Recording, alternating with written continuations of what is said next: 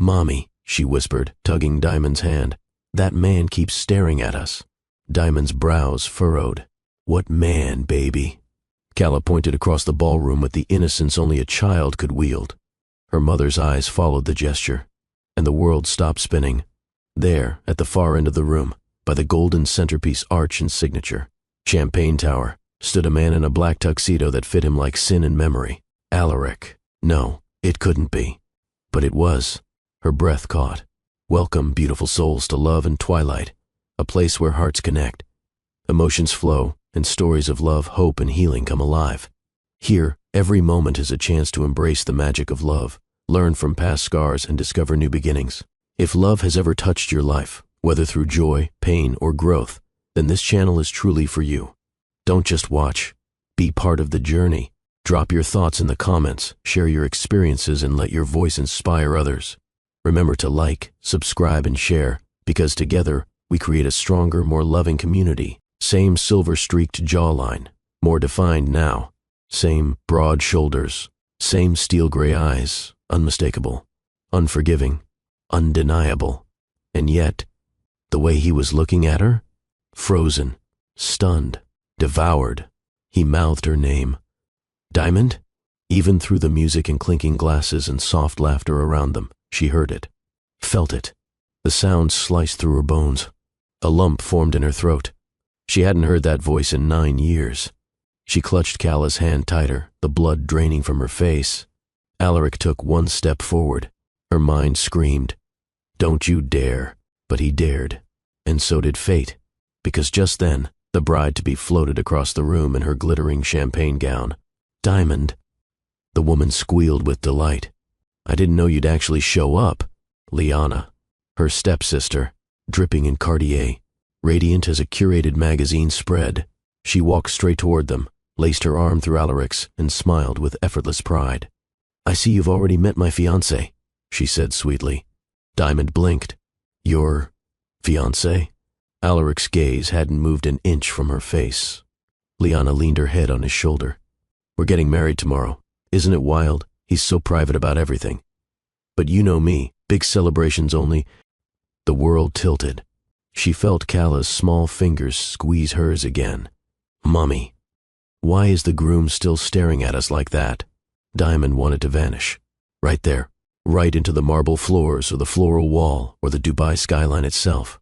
Instead, she swallowed. "Of course," she said with a tight smile. "Congratulations. I didn't realize. I wasn't expecting." Liana laughed. "No one ever expects love to show up like this. We met at one of his investment board dinners, instant fireworks." Alaric didn't speak, not even a twitch of agreement. Liana squeezed his arm. "Alaric, you okay?" His throat moved. "I'm fine. You remember Diamond, right? My stepsister. We used to do summers together at the Jumeirah house." Oh, he remembered. Her laughter by the pool, her lips on his neck, her goodbye kiss the night she boarded a flight back to California, never knowing it would be the last.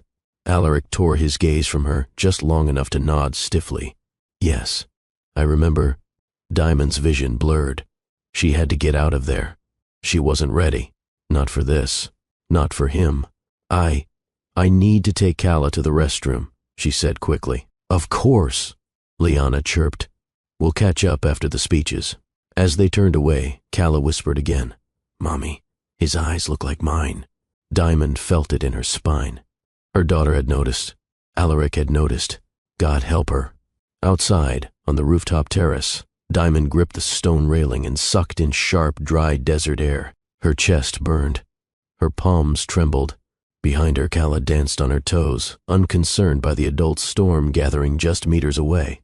She had come to support her stepsister, stay quiet, leave early. She hadn't even planned to bring Calla, but the nanny canceled, and the guilt of keeping her away from everything, again, had won. Now, here she, watching her ex, the man who disappeared on her 9 years ago, prepare to marry the one woman who had always competed with her for attention, for love, for approval. And the kicker? He didn't even know about Calla. Not yet. But she'd seen the look in his eyes. He would, soon. And when that moment came, there'd be no turning back. The restroom was silent, too silent for Diamond's pounding thoughts. She stood in front of the marble sink, gripping the edge as if it could anchor her. She stared at herself. Same face, same curls, same almond eyes. But behind those lashes now lived a war. She could still feel his gaze, scorched into her skin. Alaric, Calla's father, the man who'd left her behind with nothing but memories and silence. And now, he was engaged to her stepsister. A quiet knock on the restroom door broke her trance. "Mommy." Diamond quickly wiped under her eyes. "Come in, baby." Calla stepped in, her patent leather shoes clicking softly on the marble tiles. "Why did that man look like he knew you?" Diamond knelt down. "Because a long time ago we knew each other. Like friends?" She hesitated. "Something like that." Calla tilted her head. He looked like he wanted to say something. "Did he make you sad?" Diamond swallowed the lump rising in her throat. "Not anymore." Calla nodded, satisfied for now. She twirled once and looked at herself in the mirror. "I like this dress." Diamond forced a smile. "You look beautiful." She reached into her clutch, reapplied her lipstick, and straightened up. Her spine stiffened. She had to survive this night. She would. Back in the ballroom, speeches had begun. Liana's laughter echoed through the air, bouncing between golden chandeliers and tipsy chatter. She stood on the elevated platform near the cake, microphone in hand, her arm looped tightly through Alaric's. He looked like a statue, polished, perfect, and entirely out of place. "Thank you all for coming," Liana beamed. "Dubai means a lot to both of us. It's where we first met, and now it's where we begin forever." The crowd clapped. Diamond remained near the back of the room, clutching Calla's hand like a lifeline. She tried to avoid Alaric's eyes, but they found her anyway. Locked in, unblinking, 1,000 unsaid things caught in that single stare. Liana didn't notice. Or maybe she didn't want to. "Diamond," she called out, waving the mic in her direction. "Come up here for a second." Diamond froze. Calla looked up. "What do you do?" "Smile," Diamond whispered, "and keep breathing." She walked forward slowly, each step feeling like a countdown. When she reached the stage, Liana looped her free arm through hers and faced the crowd dramatically. "This woman," Liana announced, "is not just my stepsister. She's also the reason I learned what real loyalty means. She always knew how to keep a secret." "Didn't you, Dime?" Diamond flinched at the nickname. Her smile faltered, but she didn't speak. "Tell them," Liana continued, "how we used to share everything. School dances, diaries, even boyfriends sometimes. Just kidding." Polite laughter. Alaric's jaw clenched. Diamond finally turned to him. "Congratulations," she said quietly.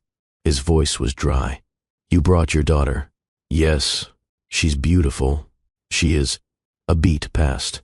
Tension snapped in invisible strings. Diamond faced Liana again. "I wish you both all the best." Liana smiled, pleased with herself. "Isn't he just perfect?" Diamond met Alaric's eyes one last time. "Perfect doesn't always mean forever." Liana laughed as if it were a joke. Alaric didn't. Later that night, while most guests mingled near the open bar, Diamond stood alone at the edge of the rooftop. The city lights below blurred into stars. Alaric approached without a word. "You shouldn't be here," she said, not turning around. "I had to see you." "Well, you've seen me. Go back to your fiancé." He moved beside her. "You should have told me." Diamond turned sharply. "Told you? You vanished. I was pregnant and terrified." His expression broke, just slightly. "I didn't know." "Didn't know? Or didn't want to?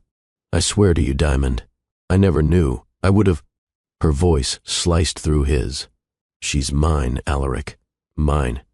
And you don't get to come back and make claims because fate threw us into the same ballroom." He didn't flinch.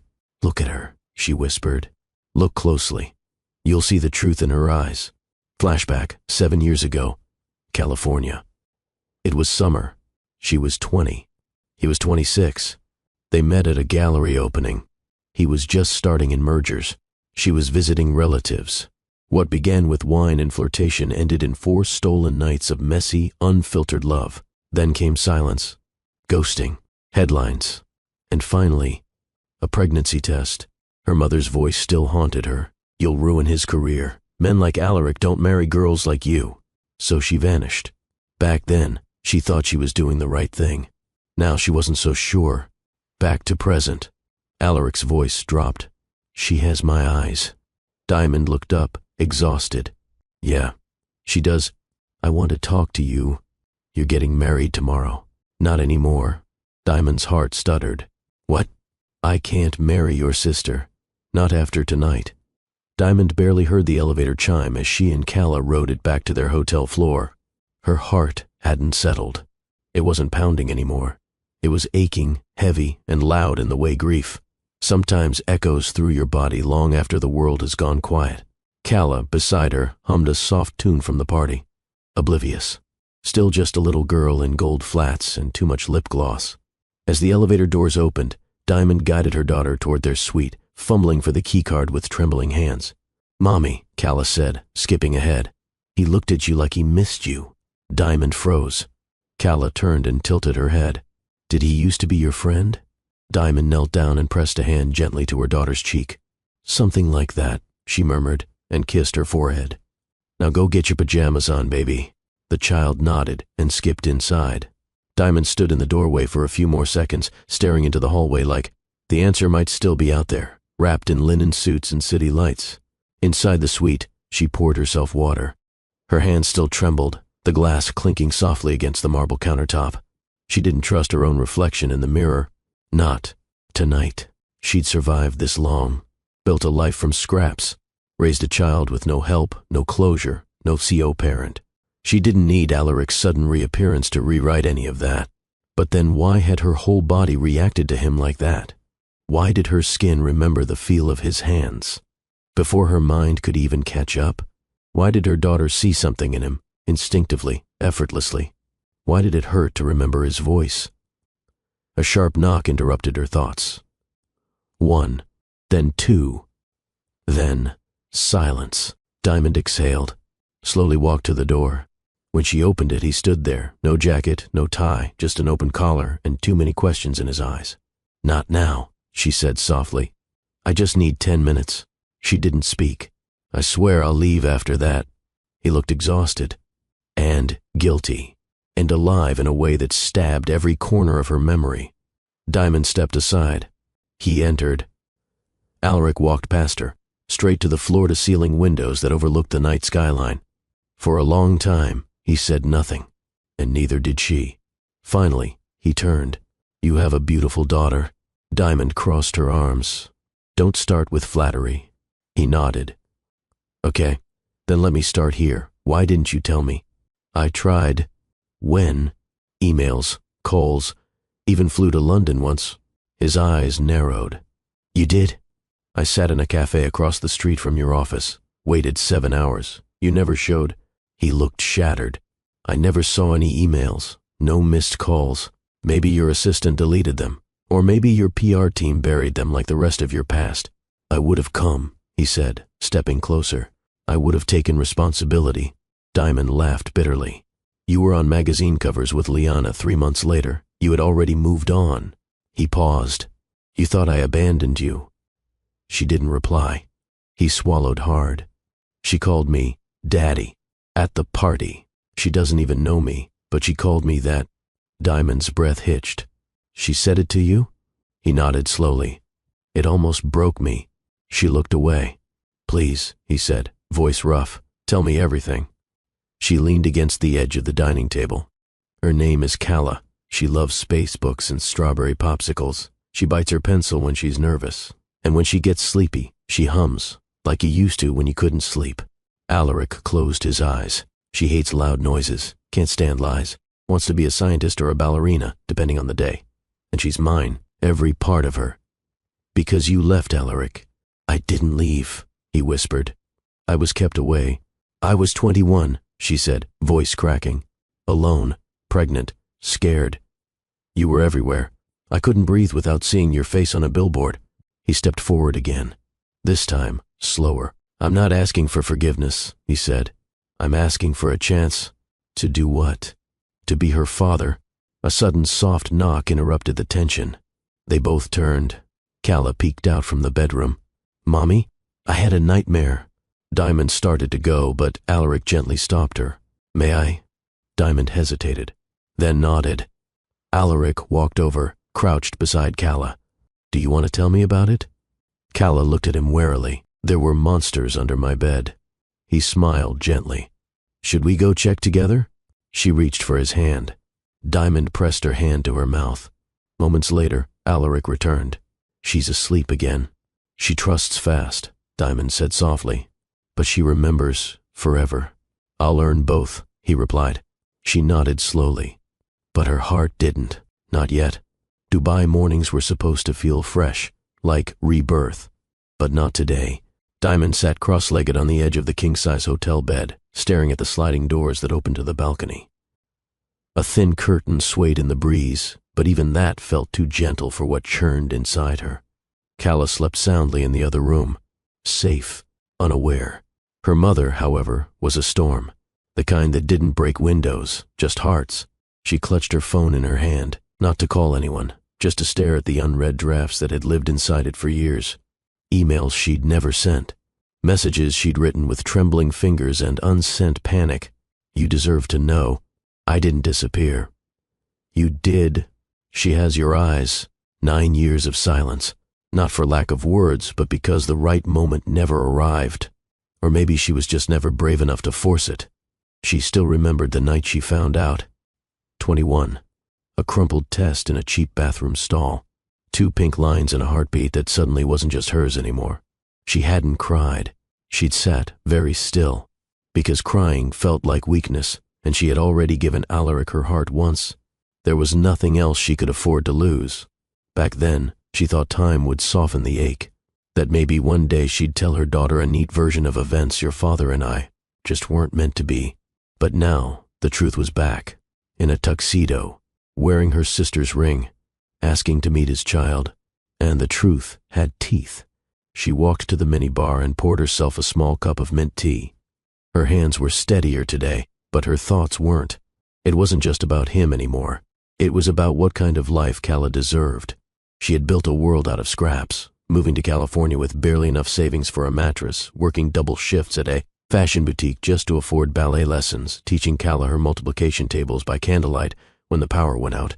And now here he was, rich and regretful, walking back into the life he had once ghosted without explanation. She didn't know if she wanted to scream or sob. Flashback, 5 months pregnant, Los Angeles. It was raining hard the day she emailed him the first time. To alaric.rafe@elitecapital.com. She never wanted to become a woman who begged for scraps of someone else's attention. But after the first few months of missed calls and no replies, pride had started slipping from Diamond's hands like sand. Pregnant, alone, broke. Her mother had been no help, cold, calculating, disgusted that her daughter had fallen for a man who was always going to choose legacy over love. Diamond had tried to prove her wrong, tried to reach him, tried everything. The first email bounced back, mailbox full, so she tried another address, his public relations firm, then his company's generic inquiry box. No reply. She sent physical letters, hoped someone in the Dubai office would forward them. She marked them personal in cursive, sealed with a trembling kiss of hope. Nothing. Then, one night, 5 months pregnant and aching in her ribs, she saw a tabloid photo online. Elite, capital-era Alaric Rafe vacations on Amalfi Coast with mystery woman. The woman wore red. Her smile could slice through steel. Liana. Diamond stared at the image for so long the screen dimmed. And that was when the shift happened. From searching to losing. She stopped trying, bought herself a notebook, filled it with thoughts she'd wanted to share with him. Cravings, baby. Kicks. Nights she sang lullabies before her baby was even born. She named her daughter Alone. Calla, after a flower she once saw in a London gallery. Graceful, bold, impossible to ignore. 7 years old now. A little tornado of questions and logic and light. She didn't need a father to become brilliant. Or kind. But when Diamond had watched her look up at Alaric with that tilted head and soft curiosity, it had cracked something open. Because maybe Calla didn't need a father, but maybe she still deserved one. Diamond had spent years building strength through silence, but she remembered all the ways she'd once tried to break it. A voicemail left on his UK number after her water broke early. A handwritten letter slipped into a contact book at a gala she wasn't invited to. A message sent to one of his company's partners in hopes it would reach him indirectly. She even tried a podcast interview once, calling in anonymously when she heard he was a guest speaker. Her voice had trembled too much. She hung up before speaking. He became a name she never said out loud, but that didn't mean she forgot. Not when her daughter had his laugh. Not when she stared at those gray eyes every morning across the breakfast table. Not when people asked where Callah's father was and she smiled and changed the subject. She did see him once, before now, 2 years ago, at a tech summit in Los Angeles. She hadn't expected to run into him, but she'd been hired as a stylist for a speaker's team. A friend pulled her into the conference hall just in time to see him cross the stage. He looked the same, sharp, calm, powerful, and untouchable. She had hidden behind a curtain and whispered a prayer that he wouldn't see her. He hadn't. Afterward, she'd walked into a quiet service hallway and cried, not because she missed him, but because she realized she was invisible to him now, like a story he'd once read and never picked up again. But now he had seen her, and more than that, he'd seen Callah. That changed everything. Diamond sat by the hotel room window, her knees pulled to her chest, Callah still asleep in the next room. The skyline blinked slowly. Dubai was waking up again. She didn't feel anger anymore, not in the same sharp way. It had shifted into something else, a cold, slow ache, because now that Alaric knew. The silence wasn't protective anymore. It was exposed, naked, vulnerable. She had nothing left to hide, and everything left to lose. Callah twirled slowly in front of the full-length mirror, the hem of her white sundress floating around her knees. "Does this one make me look like a cloud?" she asked. Diamond smiled faintly from the edge of the bed. "A very fashionable cloud." The girl giggled, then turned serious. "Are we going back to the wedding today?" Diamond shook her head. "No, sweetie. The wedding's been rescheduled." "Why?" Diamond opened her mouth to answer, but nothing came out.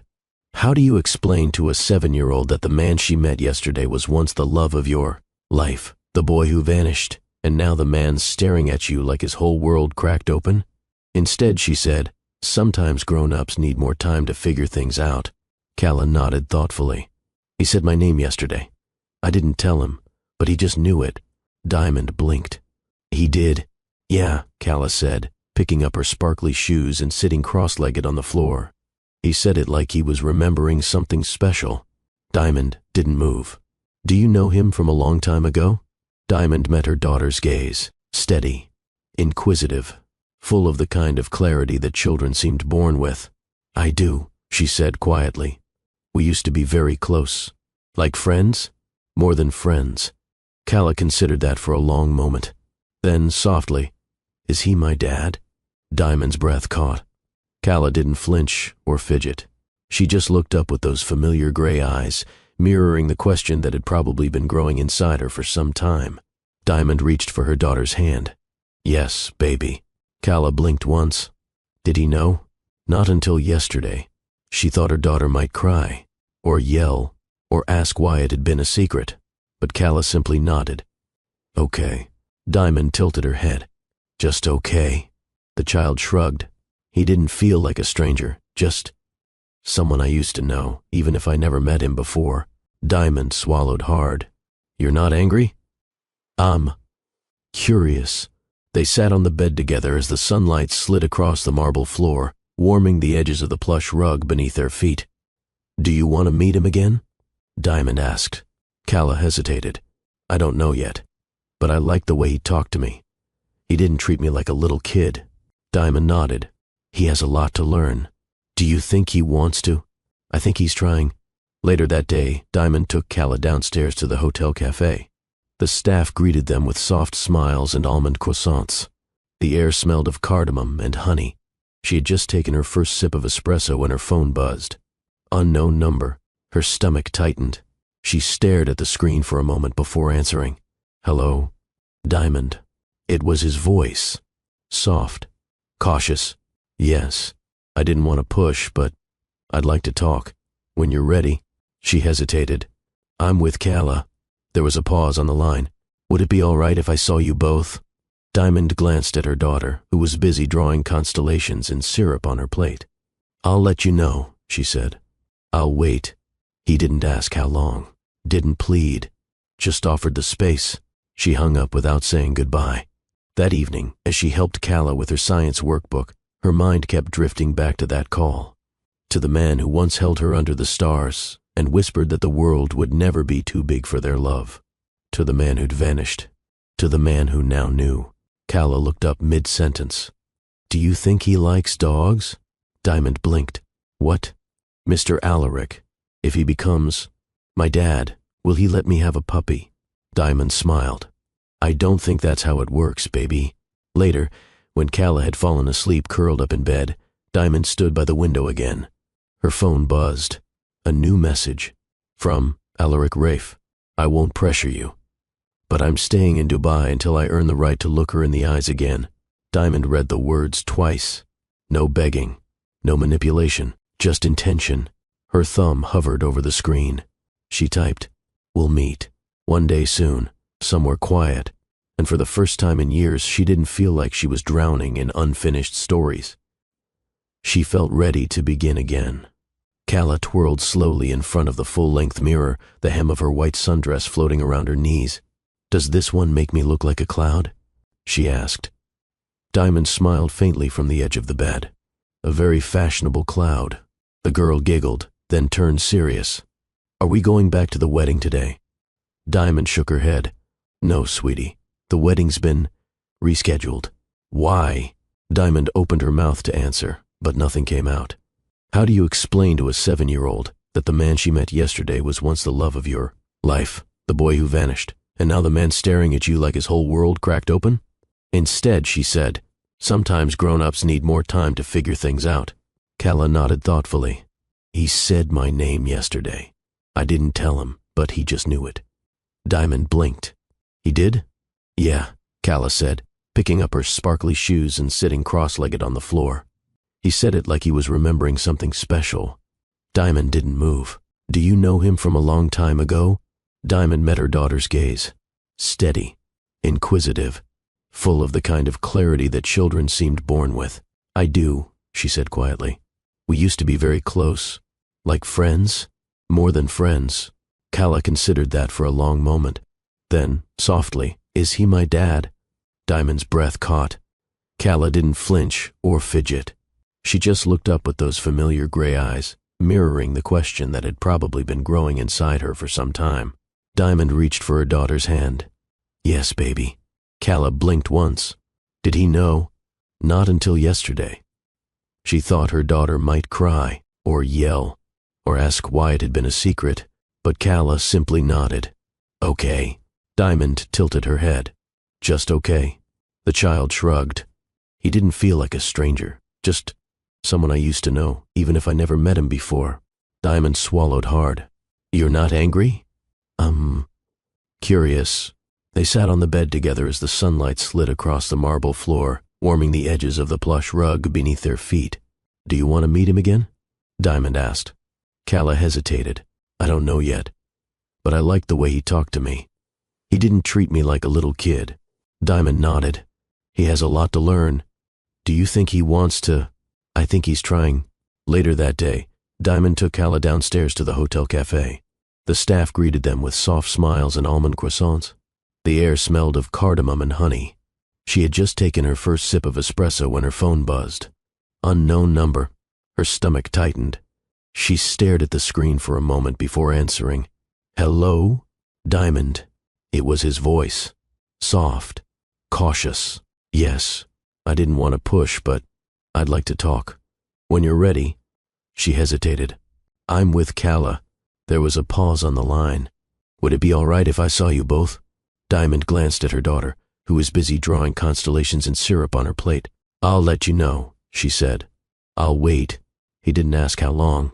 Didn't plead. Just offered the space. She hung up without saying goodbye.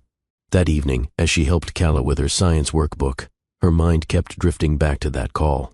To the man who once held her under the stars and whispered that the world would never be too big for their love. To the man who'd vanished. To the man who now knew. Calla looked up mid-sentence. "Do you think he likes dogs?" Diamond blinked. "What?" "Mr. Alaric. If he becomes my dad, will he let me have a puppy?" Diamond smiled. "I don't think that's how it works, baby." Calla grinned. "But it's worth a try, right?" Later, when Calla had fallen asleep curled up in bed, Diamond stood by the window again. Her phone buzzed. A new message. From Alaric Rafe. I won't pressure you, but I'm staying in Dubai until I earn the right to look her in the eyes again. Diamond read the words twice. No begging. No manipulation. Just intention. Her thumb hovered over the screen. She typed, "We'll meet. One day soon. Somewhere quiet." And for the first time in years, she didn't feel like she was drowning in unfinished stories. She felt ready to begin again. It was close to midnight when Diamond heard the knock. Not loud, not rushed, but certain. She hesitated before opening the door. Her silk robe barely skimmed her calves, and her hair was loose from its earlier bun. She wasn't prepared for a visitor or for anything beyond the quiet she'd carved out tonight. Still, she opened it. Alaric stood there, not dressed for a party. No tailored tux, no polished expression. Just a dark shirt rolled to the forearms, hair tousled like he'd run his hands through it too many times. His eyes, gray and storm-swept, settled on her with the kind of stillness that preceded the deepest of conversations. "I couldn't sleep," he said. She didn't answer, just opened the door a little wider. He stepped in. Diamond closed the door behind him without a word. The suite felt different with him inside, more awake, more alert. "I don't know where to start," he admitted, pacing toward the window. Diamond stayed by the kitchenette. "Try the beginning." Alaric turned to face her. "She's mine." Diamond nodded once. "Yes." He exhaled slowly, bracing himself against the weight of the moment. "How old is she?" 7, almost 8. "I missed everything." "You did?" "I want to be there now." She raised a brow. "You think it's that simple?" "No," he said. "But I'm still asking." The silence stretched. She walked past him and opened the balcony doors. The night air was cooler now, brushing her skin like memory. He followed, standing beside her as the city glittered below. "She's smart," she said. "Not just in the way kids are. She reads people, absorbs everything." He nodded. "She asks questions I never know how to answer." She asked if I was her dad. Diamond's eyes flicked to his. "What did you say?" "I told her I'd like to be." Diamond gripped the railing. "You don't get to choose what kind of father you want to be. You either show up or you don't." "I'm here now." "She's not a second chance, Alaric. She's not a redemption arc." "I know." "You sure?" "Because everything about you still screams control."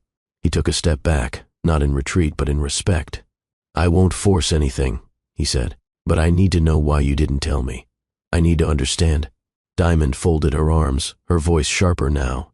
"You disappeared. I reached out again and again. Your people shut me down. Your assistant blocked my number. I tried to show up, Alaric. You were already gone." He blinked. "I never got anything convenient." "No," he said, taking a step closer. "I mean it. I never received a call, a message, nothing. If I had... God, Diamond, do you think I would have ignored you?" She held his gaze. "I don't know. You chose Liana. That said everything." He looked stricken. "It wasn't like that." "Then explain it." He walked back into the suite, sitting on the arm of the leather couch like the weight of the truth required him to stay grounded. "My father arranged that engagement. After I left Dubai the first time, I went back to London and everything moved fast. He told me the board was watching, that I needed someone by my side who made sense on paper." "She made sense?" Diamond asked, flatly. "She wasn't you," he said. The words landed between them like shattered glass. "I looked for you, too," he continued. "But your number changed. Your email bounced. No one knew where you went." "I left," she whispered. "I ran before your world could drown me. I would have gone with you. You didn't." "No, I didn't," he admitted. Diamond sank into a chair, arms crossed tightly. "So what now? You found us. You've had your shock. Now what?" "I'm not going back to Liana. She doesn't know yet, does she?" "I'm telling her tomorrow." Diamond stared at him. "And what do you expect from me?" "Time," he said simply. "Time with Calla. And a sliver of grace from you." She laughed under her breath. "You don't ask for small things." "I ask because I still love you." Her eyes widened, the softness in them gone. "Don't. I never stopped. Don't confuse guilt with affection. I'm not guilty for loving you. I'm guilty for not being there." The tension in the room throbbed. She walked to the counter, poured a glass of water, and took a long sip. Then, quietly, she calls you the man with the sky eyes. He blinked. Because they're stormy, she added. Like hers. A silence passed between them, this one not sharp, but solemn. He nodded. She deserves the truth. All of it. And if she doesn't want you around, then I'll leave. But I'll never stop hoping she changes her mind. Diamond stood still for a long time, then finally whispered, then we start small. You see her. In public. No promises. No expectations. Alaric straightened. Thank you. I'm not doing it for you, she said. I know. They stood there, the two of them, surrounded by old memories and new wounds, both unsure of what tomorrow would bring. But the door had opened. And that was more than either of them had yesterday. The next morning brought a new kind of tension. Not the sharp-edged kind that came with betrayal, but a quieter, more complicated weight, like a room filled with too many unsaid things. Alaric returned just after 10. No suit, no driver, no mask. He carried two things, a small wrapped box and a photo printed on glossy paper. Diamond opened the door slowly, already weary. He held up the photo. This was taken 2 weeks before I left for London. Look. She took it from him. It was them, smiling on a yacht in Abu Dhabi. She was leaning into him, sun on her shoulders. The sea was behind them, wide and endless. I never stopped carrying it, he said. Diamond studied it for a moment, then handed it back. You should have carried the memory of what came after. I do, he said. Every single day. She stepped aside. He entered. Calla wasn't there. A friend from the hotel had taken her to the aquarium, giving Diamond space for the conversation she knew was overdue. You said you never got my messages, she began, walking toward the kitchen island. All those years, all those emails, the letters? I didn't, he said, taking a seat on the arm of the couch. I asked my assistant last night. She was instructed to block anything not coming from an approved sender list. She thought she was protecting me. From me? From scandal. From distraction. That's what they called it. Diamond exhaled. I sent one from a burner email. No name, just details. I never saw it, he said, voice low. Not one. Her hands braced the marble counter. And when I showed up at your London office, I was in Shanghai. For weeks. It was chaos. And when you started dating Liana, that wasn't love. That was survival. Diamond turned to face him, eyes hard. You chose survival over the truth. I was trying to keep a legacy intact, one that was never truly mine to begin with. Then why come now? She demanded. Why disrupt everything now? Because yesterday I saw my daughter, he said, rising, and I can't walk away from that. His voice cracked slightly. She looked at me like I was something important, even without knowing who I was. Diamond didn't speak. He took a breath. I want her to know. I want her to decide if I belong in her life. She crossed her arms. You still think this is about choice, about permission, but you missed the sleepless nights, the emergency room visits, the first day of school. You missed her first lost tooth, her first dance recital. The night she asked me why she didn't have a dad like other kids. Alaric flinched. You don't get to walk in now and rewrite history. I'm not trying to erase it, he said. I just want a place in her present. Diamond stared at him, eyes unreadable. And what about me? He met her gaze. I failed you. You left me, she corrected. At 20. With nothing but a name I couldn't even say without breaking. I didn't know, but you never tried hard enough to find out. He moved closer, not to touch her, just to be near. I know now, and that makes it better? No, but it makes it possible. She looked away. He set the wrapped box on the table. I bought this the day before I proposed to Liana, he said. Not for her. For you. Diamond stared at the box. I chickened out. I listened to my father. I thought I could forget you. Did it work? He smiled sadly. You've been in every decision I've made since. She slowly unwrapped the box. Inside was a slim silver bracelet. On it, a single engraving. D.R. For every breath I never said out loud. She closed the lid. This doesn't fix it. It's not meant to. Then why give it to me? Because I need you to know that I never forgot you. Even when I acted like I had. Diamond walked past him, needing space. She stopped near the window. I protected her, she said quietly. From the story, from the shame. You shouldn't have had to. No, she said, glancing over her shoulder. I shouldn't have. But I did. He ran a hand through his hair. Let me help now. Let me show her something real. She turned fully to him. You need to speak to her, with honesty, with patience. I will. She'll have questions. I'll answer every one. And if she shuts down? I'll wait. Diamond nodded slowly.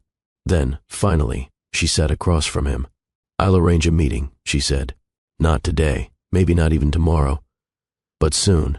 Alaric exhaled, the first breath of something that resembled hope. He stood. Thank you. Diamond didn't smile, but she didn't shut him out either. You're not forgiven, she said. I know, but you're seen. He looked at her then with something fragile in his expression, something more human than she remembered. Sometimes, he said, voice rough, being seen is more than I thought I deserved. The sky had darkened by the time Diamond walked into Cala's room.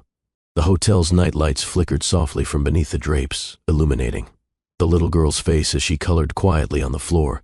Hey, baby, Diamond said gently. Can we talk for a minute? Cala looked up with a curious expression, a crayon still clutched in her hand. Is this about the man from the party? Diamond smiled faintly. Yes. She sat on the edge of the bed and patted the space beside her.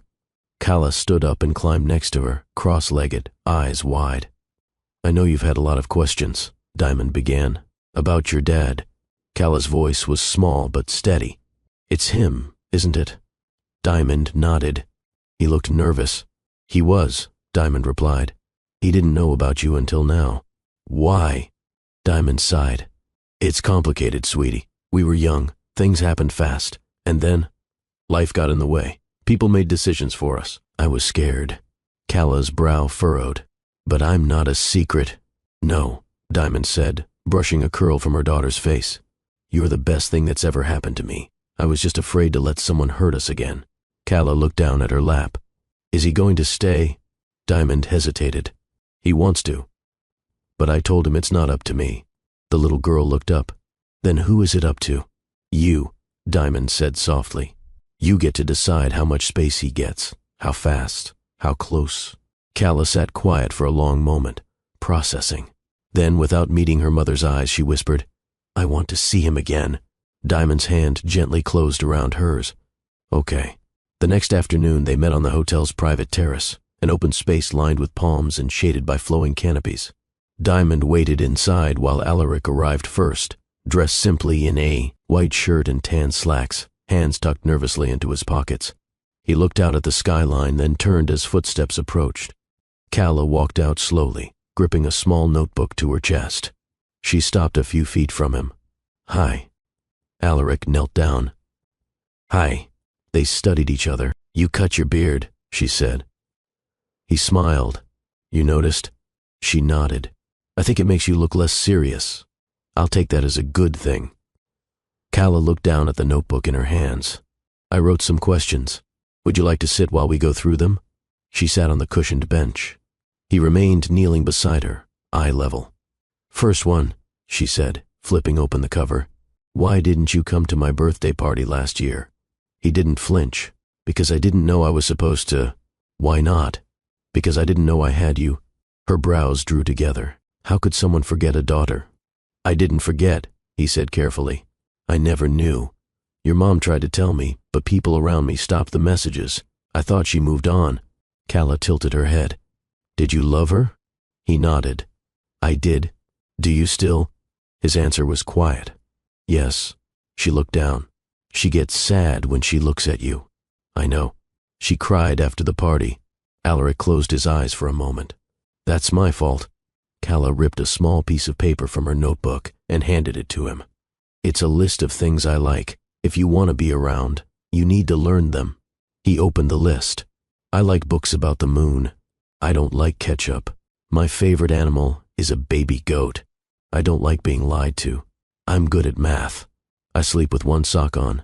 I want a telescope. He folded it carefully and tucked it into his pocket. This is the most important list I've ever received. She gave him a look. You can't say that if you say it to everyone.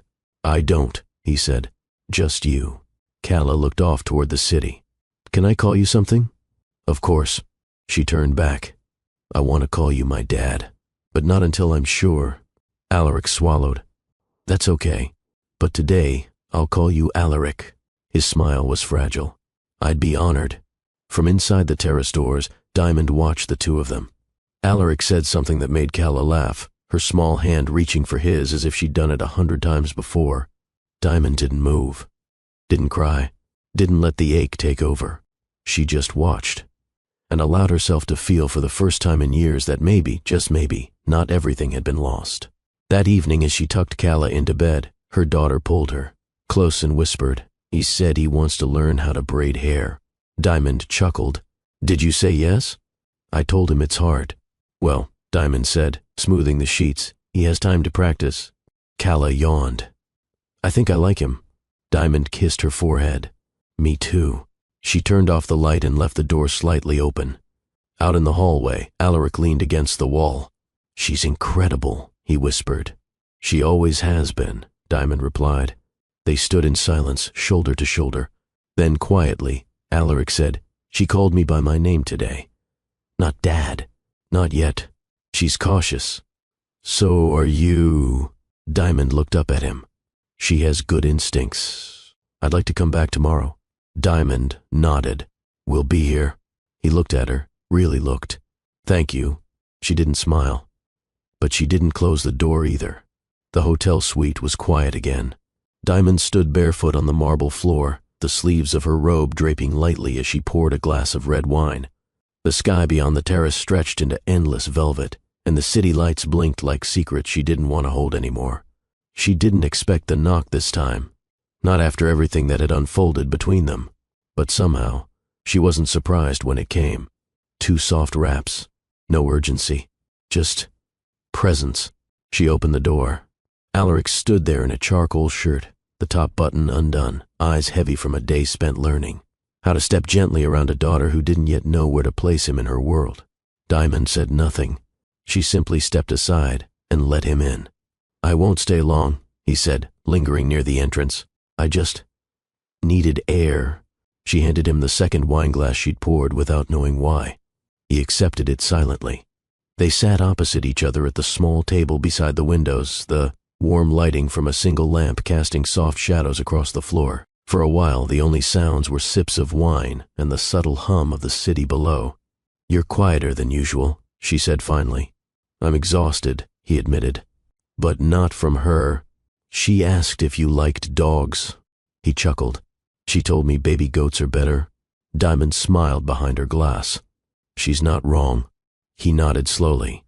"She's sharp, gentle but sharp, like someone I used to know." The compliment didn't slide off easily, but she let it land. "She's watching you," Diamond said.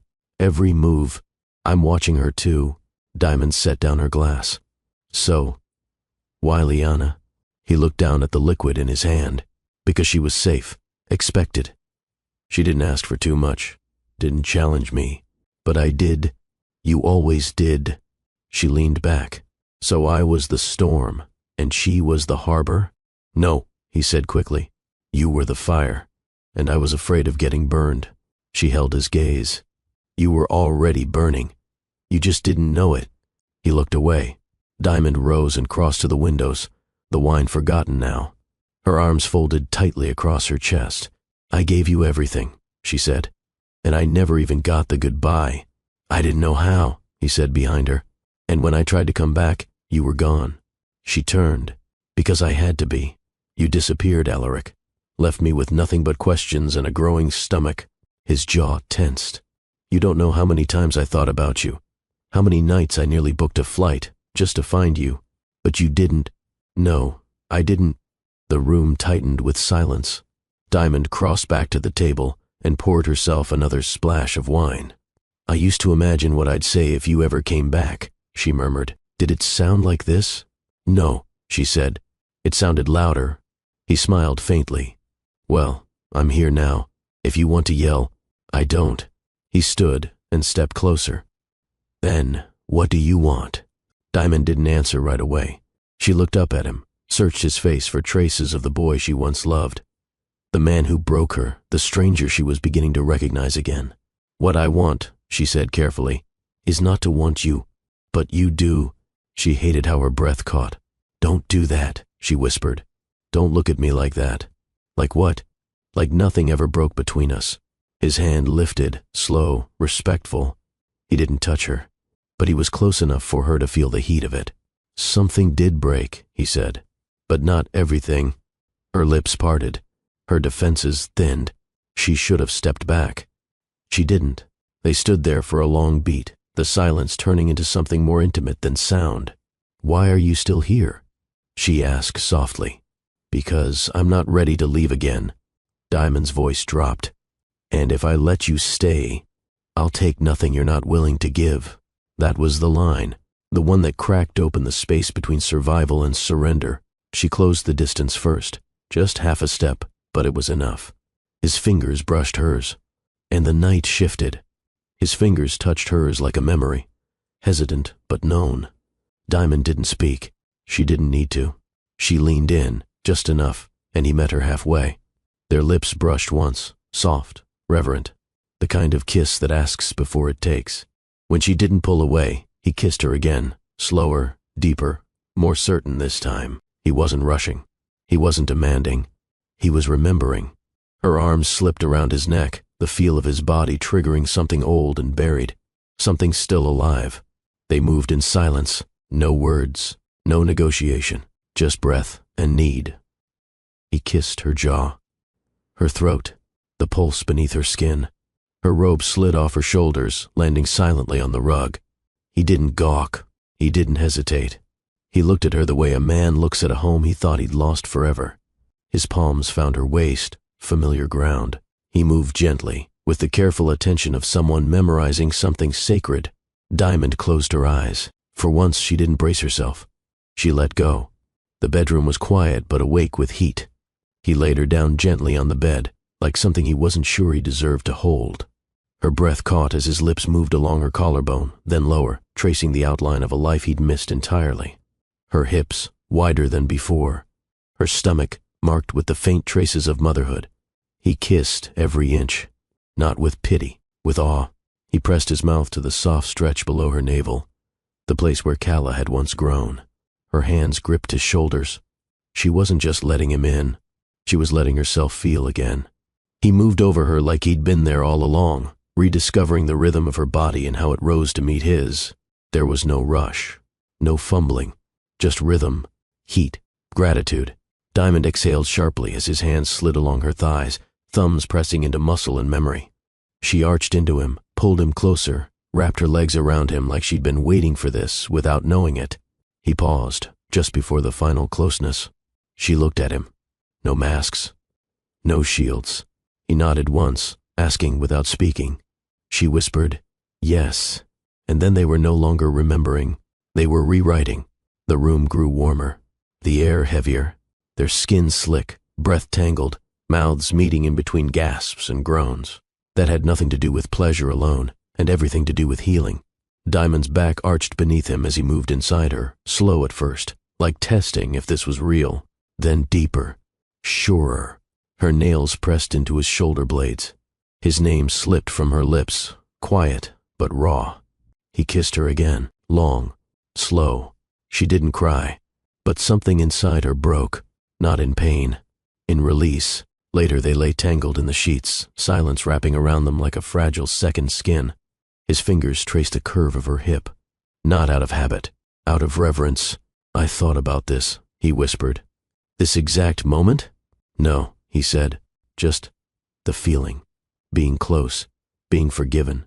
She turned her head to look at him. "You're not forgiven." He nodded. "I know. But you're here." "I am." They were quiet again. Her hand rested on his chest, right above his heartbeat. "It's strange," she murmured. "What is? How something that once broke me could still feel like home."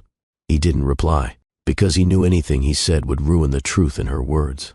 Instead, he pressed a kiss to the top of her head and pulled her closer. She didn't pull away. Not tonight. The morning light filtered through the sheer curtains, casting faint golden stripes across the bed. Alaric was already awake. He lay on his side, propped up on one elbow, watching her sleep. There was something still in her face, something peaceful.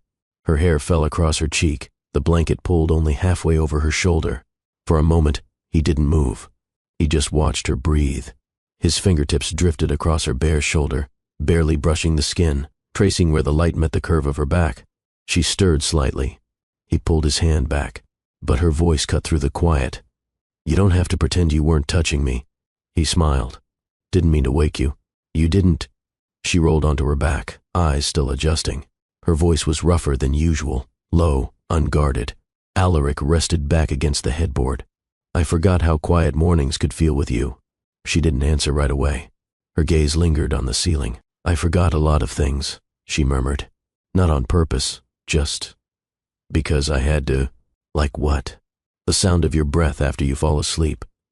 How you run your thumb over the same spot when you're thinking. The way your eyes soften when you're not in a room full of expectations." His chest tightened. "Those aren't things you forget." "They are," she said. "When survival leaves no room for softness." He reached for her hand. She let him take it. Her fingers were warm, steady. "I didn't expect last night," she said after a long pause. "Neither did I. And I'm not sure what it means." "I'm not asking it to mean anything," he said. "Not yet." They lay in silence. Then her voice again, quieter this time. "It meant something to me." His thumb brushed over her knuckles. "To me, too." She closed her eyes, not out of fatigue, but to make space for the feeling blooming. Inside her chest, something she hadn't allowed herself to name in years. She had survived the betrayal. She had outgrown the heartbreak. But lying here, skin against skin, no words chasing apologies, this didn't feel like falling back into the past. It felt like something else entirely. Not a return, a resurrection. Alaric rose first, wrapping a blanket around his waist as he stepped into the living room. Diamond sat up in bed, watching the muscles in his back move as he poured water from the glass carafe near the minibar. He glanced over his shoulder. "I could order breakfast.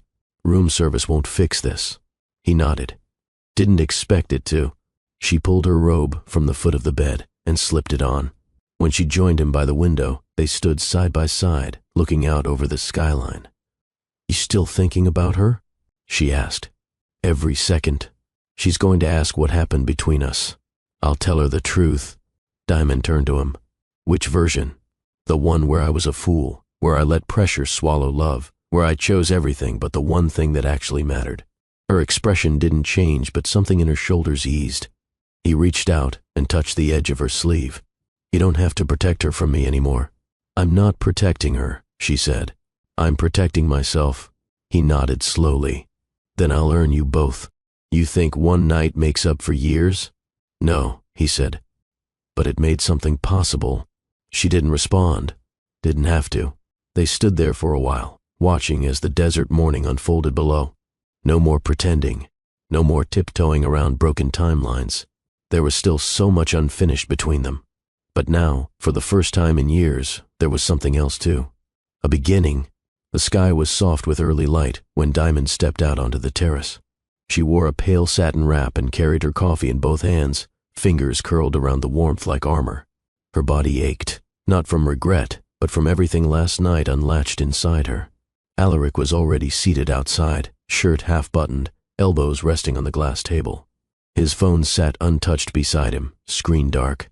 He didn't say good morning. Neither did she. The silence wasn't cold. It was a quiet held open between them, something tender and unfinished. She sat across from him and placed her coffee down gently. He studied her face. Not with hunger this time, but something slower, something searching. "I'm calling it off," he said. Her jaw didn't move, but her eyes sharpened. "You mean the wedding?" He nodded once. "Yes." She looked away. "You should have done that before last night." "I didn't expect last night to happen. No one ever does." He leaned forward. "But it did, and I'm not walking away pretending it didn't mean something." Diamond held his gaze. "You can't just undo what you promised her." "I never promised her what I gave you." "That doesn't make this cleaner," she said. "You're going to humiliate her." "I'm not doing it to be cruel," he said. "I'm doing it because lying to her now would be worse. She deserves the truth. So do you. So does Calla." She's your fiancée. She was... Diamond's voice turned flat. So, I'm the reason you've changed your mind? You're the reason I remembered what real love feels like. She exhaled and stood, walking to the edge of the terrace.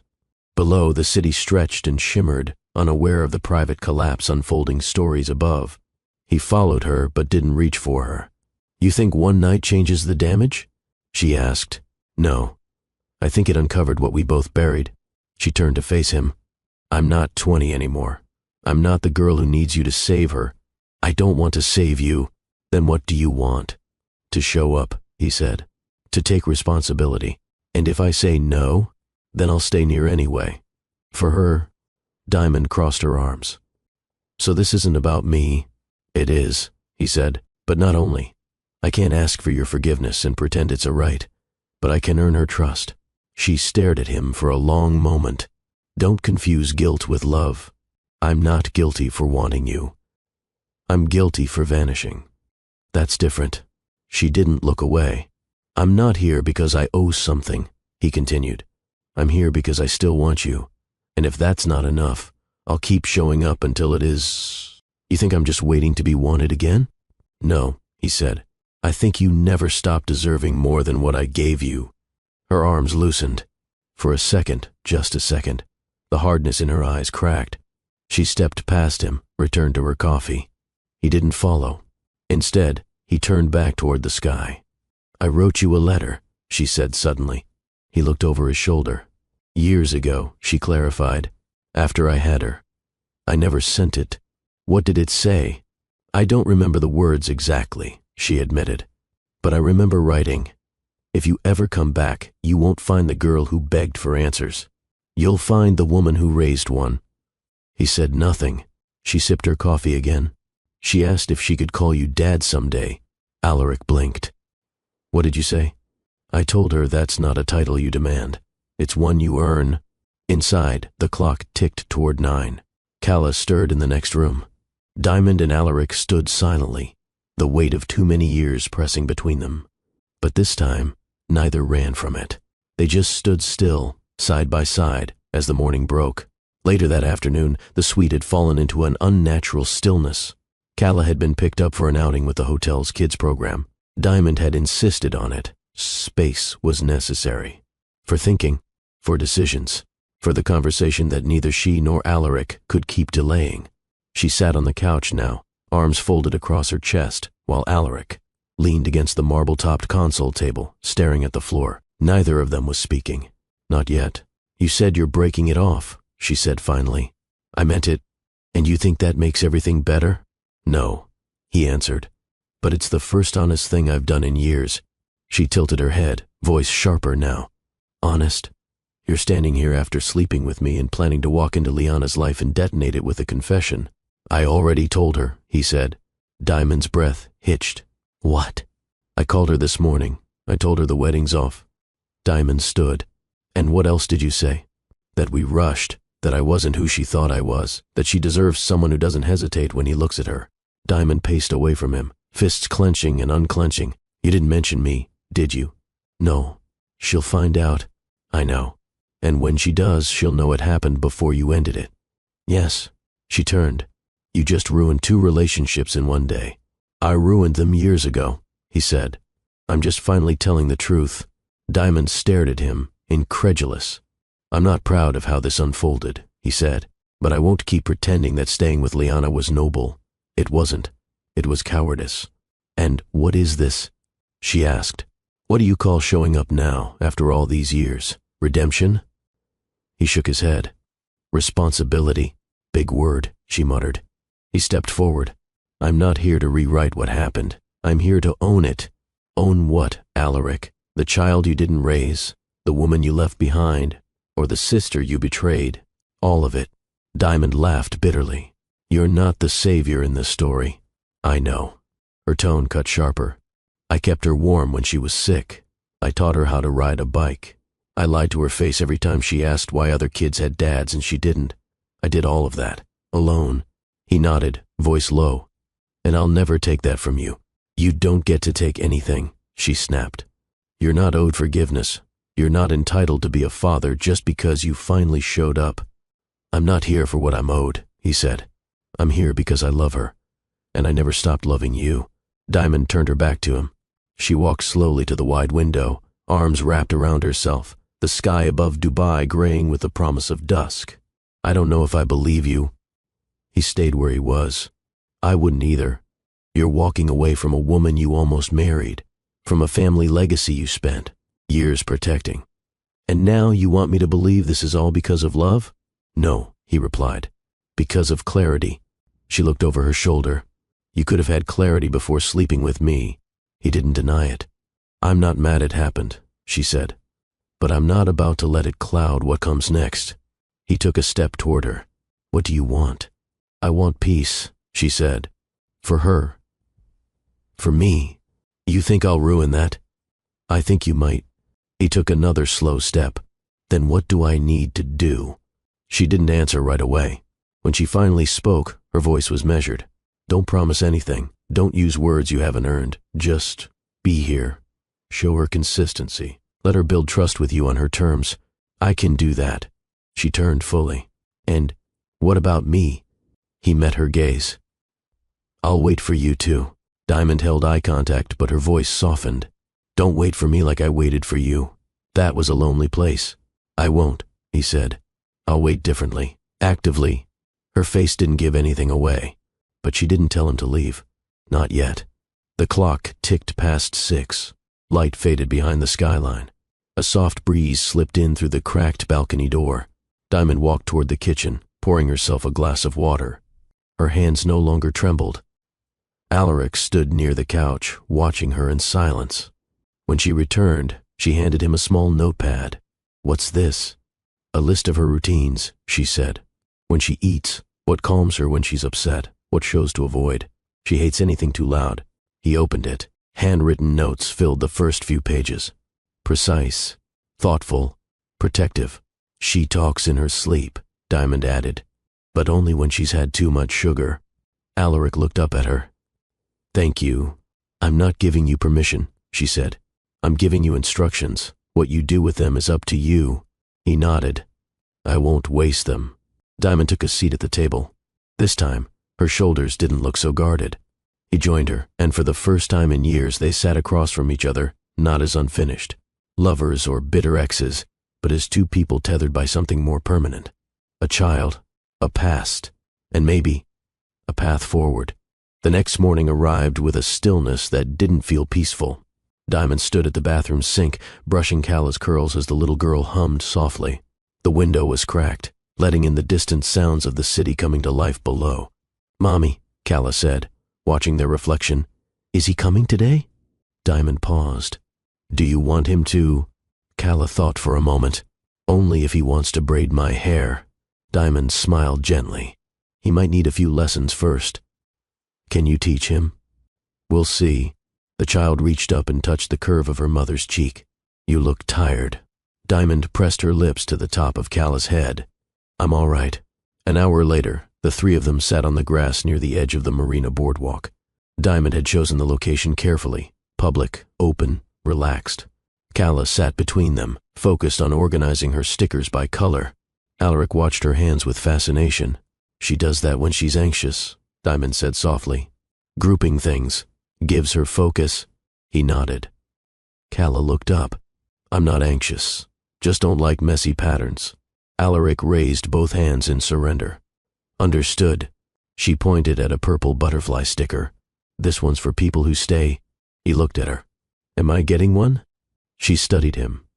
Maybe. Diamond cleared her throat. Callah, do you want to show him what you drew? Callah reached into her tote bag and pulled out a folded sheet of paper. She handed it to Alaric, watching his reaction carefully. He unfolded it. It was a drawing. 3 stick figures holding hands beneath a yellow sun. One was clearly Callah. One had long curly hair. The third had gray eyes drawn extra big. The caption at the top said, If you want to be here, be here. Alaric blinked. I don't draw people who leave, Callah said. Only the ones I want to keep. He looked up, eyes damp. Then I'll try to stay. She reached into the tote again and pulled out a hairbrush. I don't need a perfect braid, she said. Just don't pull too hard. He laughed softly. Deal. Diamond sat silently as she watched Alaric fumble his way through a clumsy lopsided braid. Calla winced twice, but didn't complain. When he was done, she ran to a nearby tree to find the purple butterfly sticker. Diamond turned to him. "That's the test." He chuckled. "And how'd I do?" "She gave you a second chance braid." "That's better than a sticker." He exhaled, a quiet laugh under his breath. "I'll take it." Diamond's gaze lingered on him. "You're not good at this. I'm aware. But you tried." "I'll keep trying." She nodded. Later, in the hotel room, Calla curled up on the couch watching a documentary about whales. Her head rested against a pillow, her eyelids drooping. Diamond and Alaric stood in the kitchenette. "I spoke to her pediatrician," Diamond said. "If we do this, if you're going to be present, we need to talk about logistics. I've already looked into schools, and I'm moving my primary office to Dubai." She narrowed her eyes. "That's a big shift." "It's not a sacrifice," he said. "It's a correction." Diamond folded her arms. "And what do you want from me?" He looked at her, steady. "Time, honesty, and whatever you're willing to give after that. I can't promise anything." "I'm not asking for a promise," he said. "I'm asking for a decision." She turned her head. "It's not about choosing you." "I know. It's about choosing what's right for her." He nodded. "Then let's start with the truth," she said. He waited. "We tell her everything," she continued. "Not all at once, but piece by piece. No more guessing, no more vague answers. And if she asks why we weren't together all this time, then we tell her we both got lost," Diamond said. "But we're learning how to be found." Alaric's jaw clenched. "I can live with that." That night, he stayed late, not out of comfort, but out of quiet agreement. They didn't touch. They didn't need to. Diamond walked him to the door. Just before leaving, he looked at her, hesitant. "She looked at me differently today. She saw you trying." "And you?" he asked. She didn't look away. "I'm watching." His chest rose with a breath he didn't release until she closed the door. Inside, she leaned against the frame, eyes shut. Outside, he walked toward the elevator, with the memory of her voice tucked inside his chest like a vow. The hotel's terrace garden was quiet in the early evening, lit by hanging lanterns that swayed with the breeze. Low shrubs lined the perimeter, offering privacy from the surrounding bustle. Diamond and Alaric had chosen this spot with care, a space that felt open, but not overwhelming, familiar, but not distracting. Calla sat on the stone bench between them, her legs swinging slightly above the ground. She was holding a cup of mango juice, stirring it slowly with her straw, not drinking. She looked at Diamond first. "You said we'd talk today." Diamond nodded, her voice even. "Yes, sweetheart. It's time." Calla shifted her gaze to Alaric, then back to her mother. "Are you going to tell me everything?" Diamond reached for her hand. "As much as we can, and we'll keep telling you more when you're ready." Calla glanced at Alaric again. Her expression wasn't angry, just cautious, calculated, quietly strong in the way she always was when something mattered. "Okay," she said. Alaric leaned forward slightly, elbows on his knees. "Can I start?" Calla nodded once. He took a breath. "I didn't know about you. Not until that night at the party. If I had, I would have come a lot sooner." "You didn't know I existed?" she asked. "No. Your mom tried to tell me, but I never got the messages. I wasn't looking in the right places." "Why weren't you looking for her at all?" Alaric hesitated. "Because I made a mistake. A really big one." He looked at Diamond, then back at the child between them. "I let other people decide what my life should look like. I ignored what I felt because I thought being successful meant following a plan. I didn't realize how much I'd lost until it was too late." Calla stirred her drink again. "So, you left her?" "Yes. And she raised me alone." "She did." The girl nodded. "She's really good at it." Alaric smiled softly. "I can tell." Diamond watched her daughter process. No tears, no raised voice, just quiet absorption. Calla leaned back slightly. "Do you want to be in my life now because you feel bad?" "No," Alaric said. "I want to be in your life because I missed the chance to know you, and I don't want to miss another day." She paused. "So, what are you to me now?" Alaric's voice lowered. "That's up to you. I'd like to be your father. But only if that's what you want." Calla studied him. What does being a father mean to you? He blinked. It means showing up, always. It means listening, learning who you are, supporting you no matter what. It means being there when you're sad or confused or just want to eat ice cream at midnight. She cracked a small smile. I don't like ice cream at midnight. Then I'll learn what you do like, he said. In moments like these, love reveals its true colors, sometimes tender, sometimes bittersweet, yet always powerful enough to shape our hearts. What about you? Have you ever felt love pulling you in two directions, forcing you to choose between holding on and letting go? Share your story in the comments, because your voice matters here. Don't just watch, join the conversation, because together we create a community where every emotion has meaning. If this moment touches you, tap that like button, subscribe for more heartfelt stories, and share this video with someone who needs a reminder about love's power. Calla looked down again. Do you love Mommy? Alaric didn't hesitate. Yes. Do you love me? I do, even though you missed everything. I think that's exactly why I love you so much, he said. Because even though I missed it, I know it mattered. And I want to spend the rest of my life catching up. Diamond's fingers tightened slightly on Calla's hand. The girl looked back at her mother. Do you believe him? Diamond nodded slowly. I believe he's trying. Calla turned back to Alaric. You have to answer all my questions. Even if they're hard, I will. You have to learn how to braid better. I'll practice, and if you leave again, I'll know. I'm not leaving, he said. Not ever again. She stared at him for a moment, then slid her juice onto the bench and crawled into his lap. Alaric froze, then wrapped his arms around her slowly, carefully. Diamond blinked, chest tightening as she watched her daughter press her cheek to his shoulder. I don't know if I'm ready to call you Dad, Calla whispered. You don't have to, he said. But I think I want to one day. Alaric held her a little closer. That would mean everything.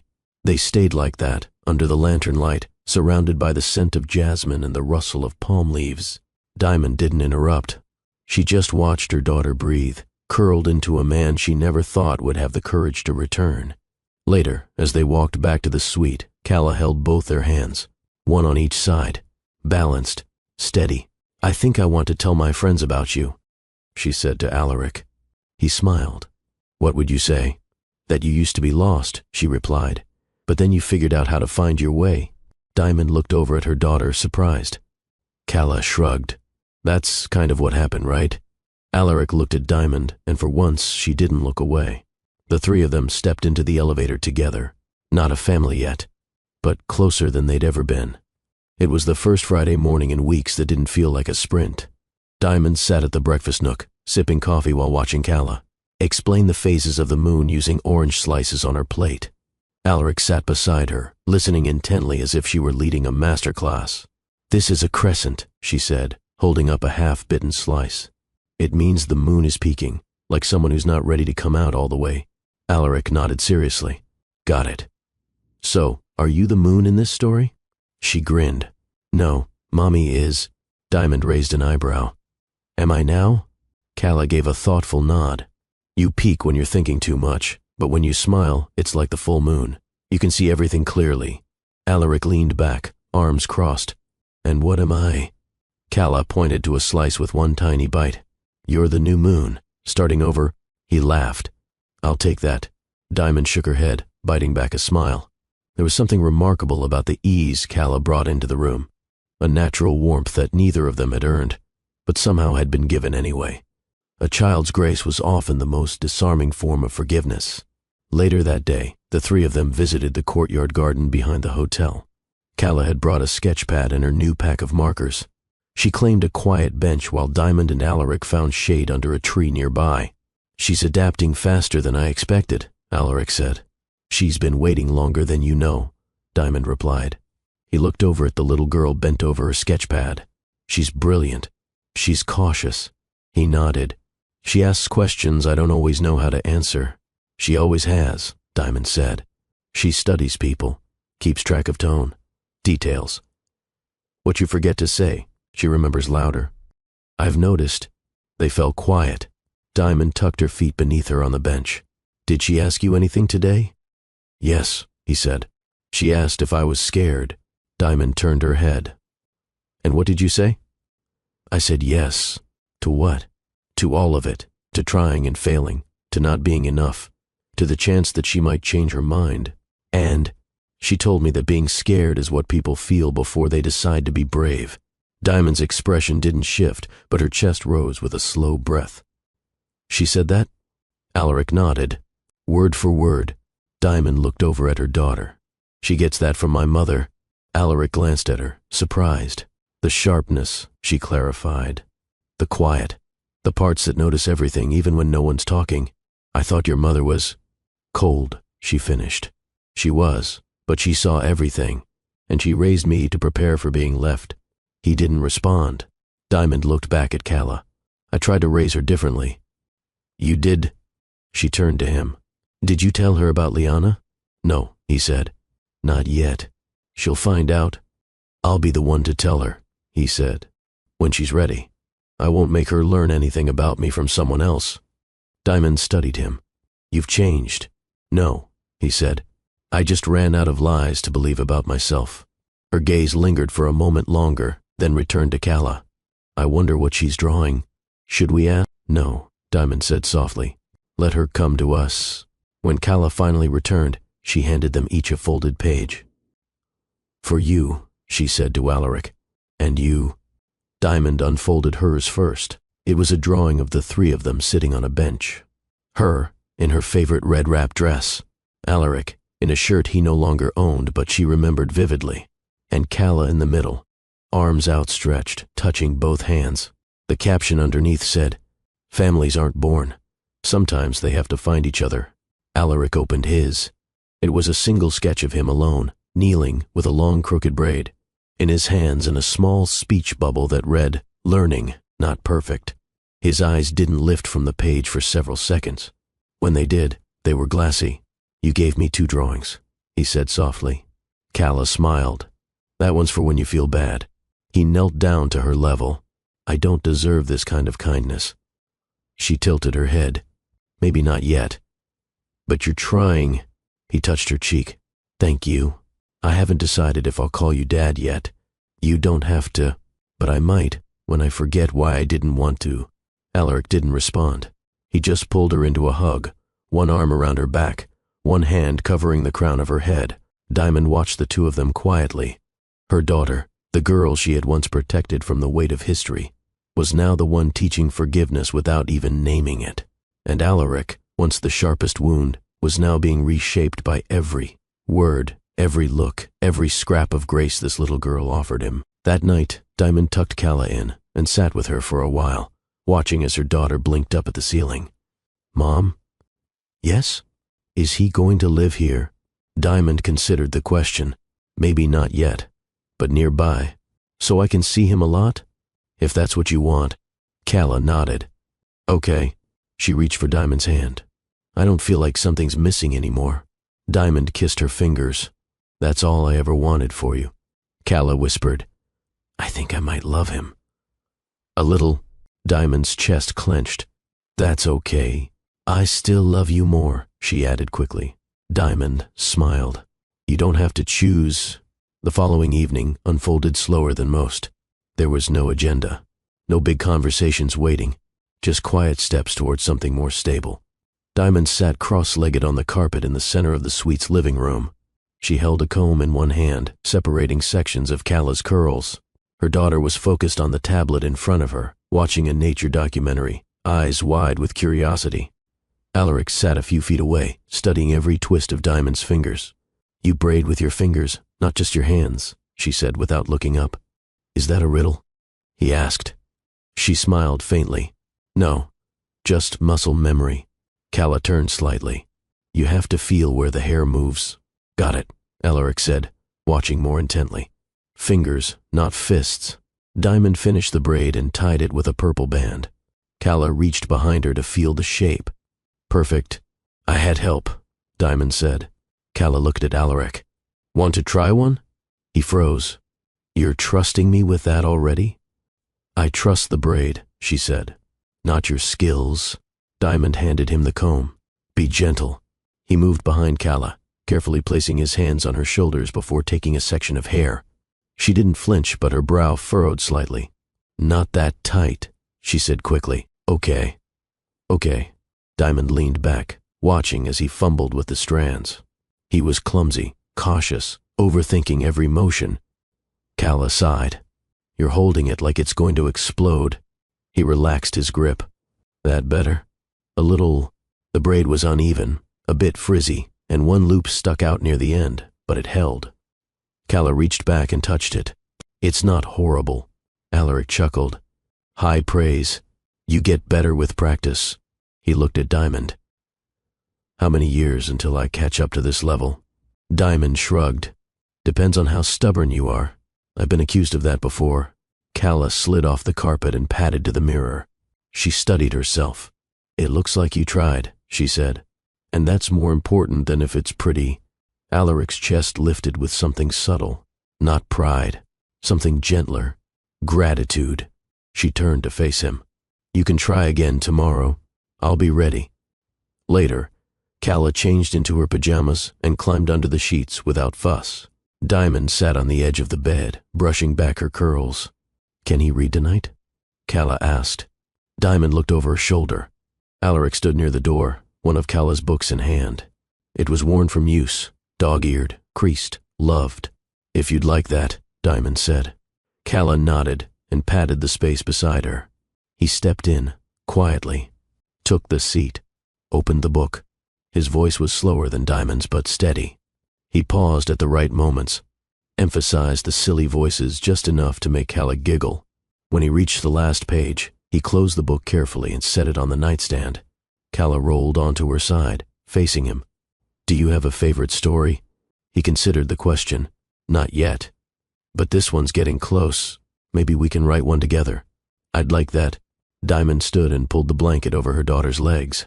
Can you stay? Calla asked Alaric. His eyes met Diamond's. She nodded. He settled into the armchair by the window. I'll be right here. Calla's eyelids drooped. Even if I wake up, even then. Diamond reached for the lamp and dimmed it until only the hallway light filtered in. They both stood over her for a moment, watching her chest rise and fall, steady and slow. She trusts you fast, Diamond whispered. She shouldn't, but she does. He looked at her. And you? Diamond didn't answer right away. Then, I don't have the luxury of fast anymore. He accepted that. Then I'll be slow. Back in the living room, Diamond poured a glass of water and leaned against the kitchen counter. Alaric joined her, sleeves rolled to the elbows, posture relaxed in a way she hadn't seen in years. She reminds me of you, he said. She reminds me of everything I didn't know I had the strength to be. He turned toward her. Did I ever say thank you? For what? For raising her the way you did. You don't need to thank me for doing what a mother should. No, he said gently. But I will anyway. She drank slowly, keeping her eyes on the skyline through the window. She asked me what love is the other day, Diamond said. I didn't know how to answer. What did you say? I told her it's the thing you choose, even when it's hard. Especially when it's hard. Alaric nodded. That sounds right. She looked at him. You still think you're capable of that? I don't think, he said. I'm showing up. He reached into his pocket and pulled out a folded note. I wrote this for her, he said. You don't have to give it to her now, or ever. But I wanted to leave something behind in case I mess this up again. She took it, didn't open it, just held it between her fingers. Maybe you won't mess it up. Maybe. They stood in silence. Somewhere down the hall, a child's breath murmured in sleep. Alaric reached for the door. Diamond didn't stop him. But before he left, he said, I'll see you in the morning. Not a question, not a request. A quiet truth between people who knew the value of showing up. Morning in Dubai was gold on every surface. Sunlight spilling through glass facades, bouncing off polished marble, weaving itself into the air like something deliberate. Diamond stood in the private dressing suite of the Al Noor Grand Hotel, facing a mirror she'd once stared into as a teenager. Only then, she was a bridesmaid. Now she was neither guest nor participant, only present, pulled back into the orbit of a celebration that wasn't hers. Behind her, the bustle of preparation buzzed. Liana's makeup artist adjusted palettes. Stylists steamed veils and unboxed heels like sacred artifacts. The room was thick with hairspray, perfume, and the scent of inherited entitlement. Diamond wasn't supposed to be here. Not in this room, Not in this dress. Not in this moment. But Liana had insisted. You're the only one who knows how to tie the back of my gown right, she'd said with a careless wave. Mum can't do it without shaking. Diamond had wanted to say no. She had even planned to walk Calla through the gardens that morning, give her daughter a soft memory of fountains and peacocks and pastries. But duty was hard to unlearn when it had been part of your identity for most of your life. She tied the silk sash silently, fingers steady, heart far from the fabric. Liana caught her reflection in the mirror. You look tired. Diamond didn't flinch. Didn't sleep well. Your child keeping you up? No, Diamond said. My memories. Liana laughed, as if it were charming. You were always so poetic. Diamond finished the knot. Liana turned to inspect it. Perfect. Then, a pause. You didn't bring Calla to the rehearsal. No. You still think she'll get confused? She already is. Liana sighed, as if the topic were exhausting. Diamond, she's a child. She's a child with ears. You make everything heavier than it needs to be. Diamond didn't respond. Liana walked to the window. I'm marrying the man I love. I wish you could just be happy for me. Diamond spoke softly. Are you? Am I what? Marrying the man you love. Liana turned. Why would you ask that? Because your reflection isn't smiling. Liana's jaw tightened. You've always wanted to be right. Diamond didn't bite. Not about this. There was a knock at the door. One of the event assistants peeked in. They're asking for final lineup. Groom's ready. Liana turned toward the mirror again, smoothing invisible wrinkles in her dress. Let's go. The ballroom shimmered. Gold columns, crystal chandeliers, white roses arranged like snowfall around every table. The guests, most in shades of ivory and champagne, held up phones and flutes of elderflower spritzers. Diamond stood near the back with Calla, who clutched her hand tightly. Why are there so many lights? She whispered. Because people confuse brightness for beauty, Diamond answered. Calla tilted her head. Is that like when people smile even when they're sad? Exactly like that. Music began. A string quartet, delicate and dramatic. Bridesmaids processed. Then Liana. Calla leaned into her mother's leg. She looks like a doll. Diamond didn't respond. But when Liana reached the altar and Alaric turned to see her, something in his face shifted. Diamond saw it. Not hesitation, not confusion. Something sadder, something heavier. Recognition. He took her hand because that was what the moment demanded, not because he wanted to. The officiant began. Words floated around the room like confetti. Commitment, forever, vows, destiny. Diamond watched the guests. Some were misty-eyed. Others were already recording. All were convinced they were witnessing love. But Diamond watched Alaric's thumb. It tapped against his side, an old habit he had when he was anxious. She watched Liana smile. It strained the corners of her mouth but never touched her eyes. Calla tugged on her sleeve. I want to go home. We will, Diamond said. No. Now. Diamond bent lower. Why? She doesn't love him, Calla whispered. And he doesn't love her. Diamond froze. How do you know? Calla shrugged. I just do. Alaric's voice interrupted. I'm sorry. The entire ballroom fell silent.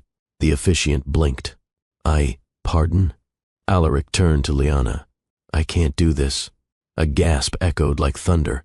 Alaric, Liana hissed, voice trembling. What are you doing? I can't marry you. You're humiliating me. I'm telling the truth. He looked out into the crowd. His eyes met Diamond's, then dropped to Calla. Liana's expression shattered. You're leaving me at the altar? I never should have stood here. Gasps turned to murmurs. He handed the microphone back to the officiant, then turned and walked down the aisle, not with pride, but with certainty.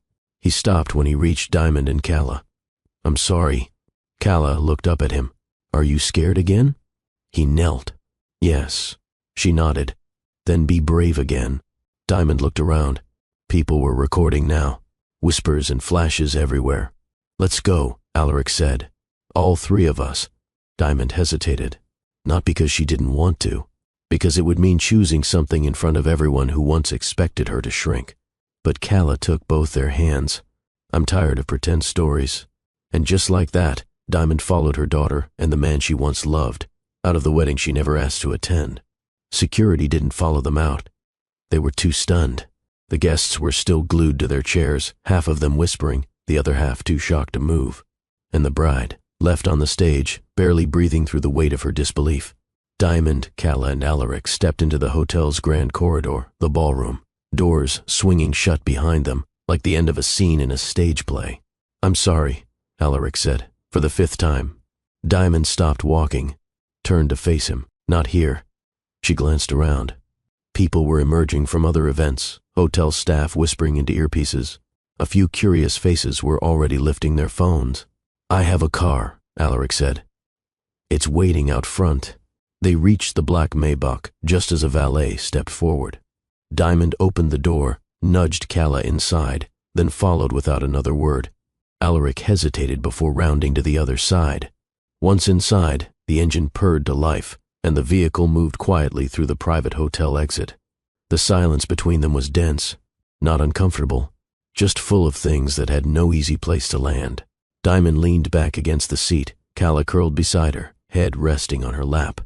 Alaric finally spoke. "I know I should have told you. Before it came to this," Diamond stroked her daughter's hair. "Told me what? That I wasn't going to marry her, but you were. Until you weren't," he exhaled. "I thought I could live with the choice. That if I just followed through, maybe it would silence the chaos in my head. But every time I closed my eyes, I saw you two. Not just as a memory, as a future I kept pretending wasn't mine." Diamond didn't reply. The car curved onto a quieter road, palm trees lining the median. There, shadows sweeping across the tinted windows like slow-moving fingers. "I never loved her," he said quietly. "That doesn't mean she didn't believe you did." He winced. "I know. And Calla, she watched you walk away once. Now she's seen you walk away from someone else. That kind of pattern sticks."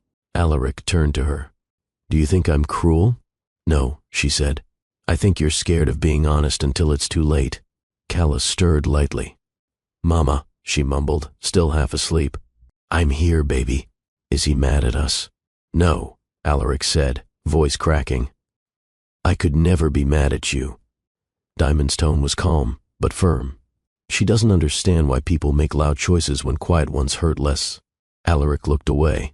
"I never meant to make her doubt anything." "But you did." They rode in silence again for several blocks. Then Diamond pulled a soft throw blanket from the side compartment and draped it over Calla's legs. "She asked me once if weddings are supposed to be happy." Alaric glanced at her. "What did you say?" "I told her they should be." "And now?" Diamond sighed. "Now, I think they should be honest." The car pulled into the private entrance of the Palms family suite wing, a section reserved for long-term stays. It was quiet here. No press. No floral arches, just clean paths and lush privacy. Alaric stepped out first and opened the door for Diamond and Calla. "I can carry her," he offered. "No need," Diamond said gently. "She needs me right now." Inside the suite, Diamond laid Calla on the master bed, removing her shoes and smoothing her curls. Alaric stood in the doorway, unsure if he was welcome past it. Diamond looked at him. "Come in, but be quiet." He stepped forward. "Do you need help with anything?" "I need the truth," she said. "All of it. No performance, no rehearsed lines." Alaric took the chair across from the bed. "Ask anything." Diamond lowered her voice. "Why did you say yes to marrying Liana in the first place?" He rubbed the back of his neck. "Because I thought I owed it to her family. After everything. I thought it would restore something." "What?" "My place, my reputation, even my peace, if I'm being honest. But you knew it wasn't love. I convinced myself love could come later." Diamond's eyes didn't soften. "And when did you realize that wasn't true?" "The day I heard Calla laugh in your apartment." Diamond looked down. "She laughed with her whole body," Alaric said. "And in that moment, I knew I'd been living outside my own life, watching it happen. Pretending it was enough. She's a child, Alaric, not your redemption story. She's my daughter. That doesn't absolve what you almost did." "No, it doesn't." He sat forward. "But I'm trying. Not for applause, not even for forgiveness. Just to stop running." Diamond walked toward the window. The view stretched out across the coastline. The sea shimmered like nothing had changed in the world, even though her heart knew better. "You left me with pieces," she said, "and I glued them together into someone I'm proud of." "I know," he whispered. But if you're going to be in our lives, you don't get to bring the windstorm again. He nodded.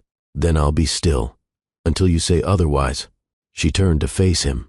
And for the first time in years, there was no bitterness in her expression. Only boundaries. And something that looked like grace. The ballroom was no longer a celebration. It was a postscript. Liana stood under the crystal chandelier that had been the centerpiece of every photo backdrop, her veil discarded on the floor like a confession. Guests tiptoed around her, unsure whether to offer comfort, privacy, or just disappear. Her mother approached cautiously. "Sweetheart." Liana didn't answer. She kept staring at the aisle. Empty now.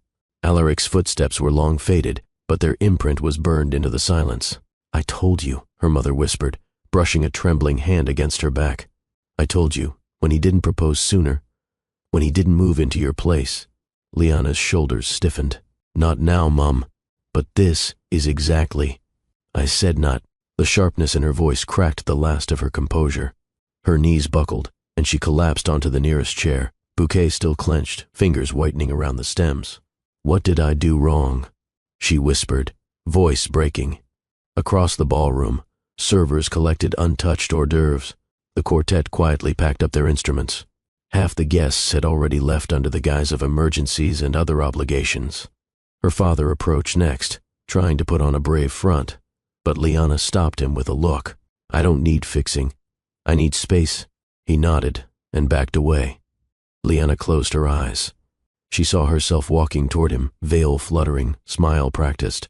She saw his face as he turned, polite, not passionate, gentle, not lit. And then she saw his eyes drift.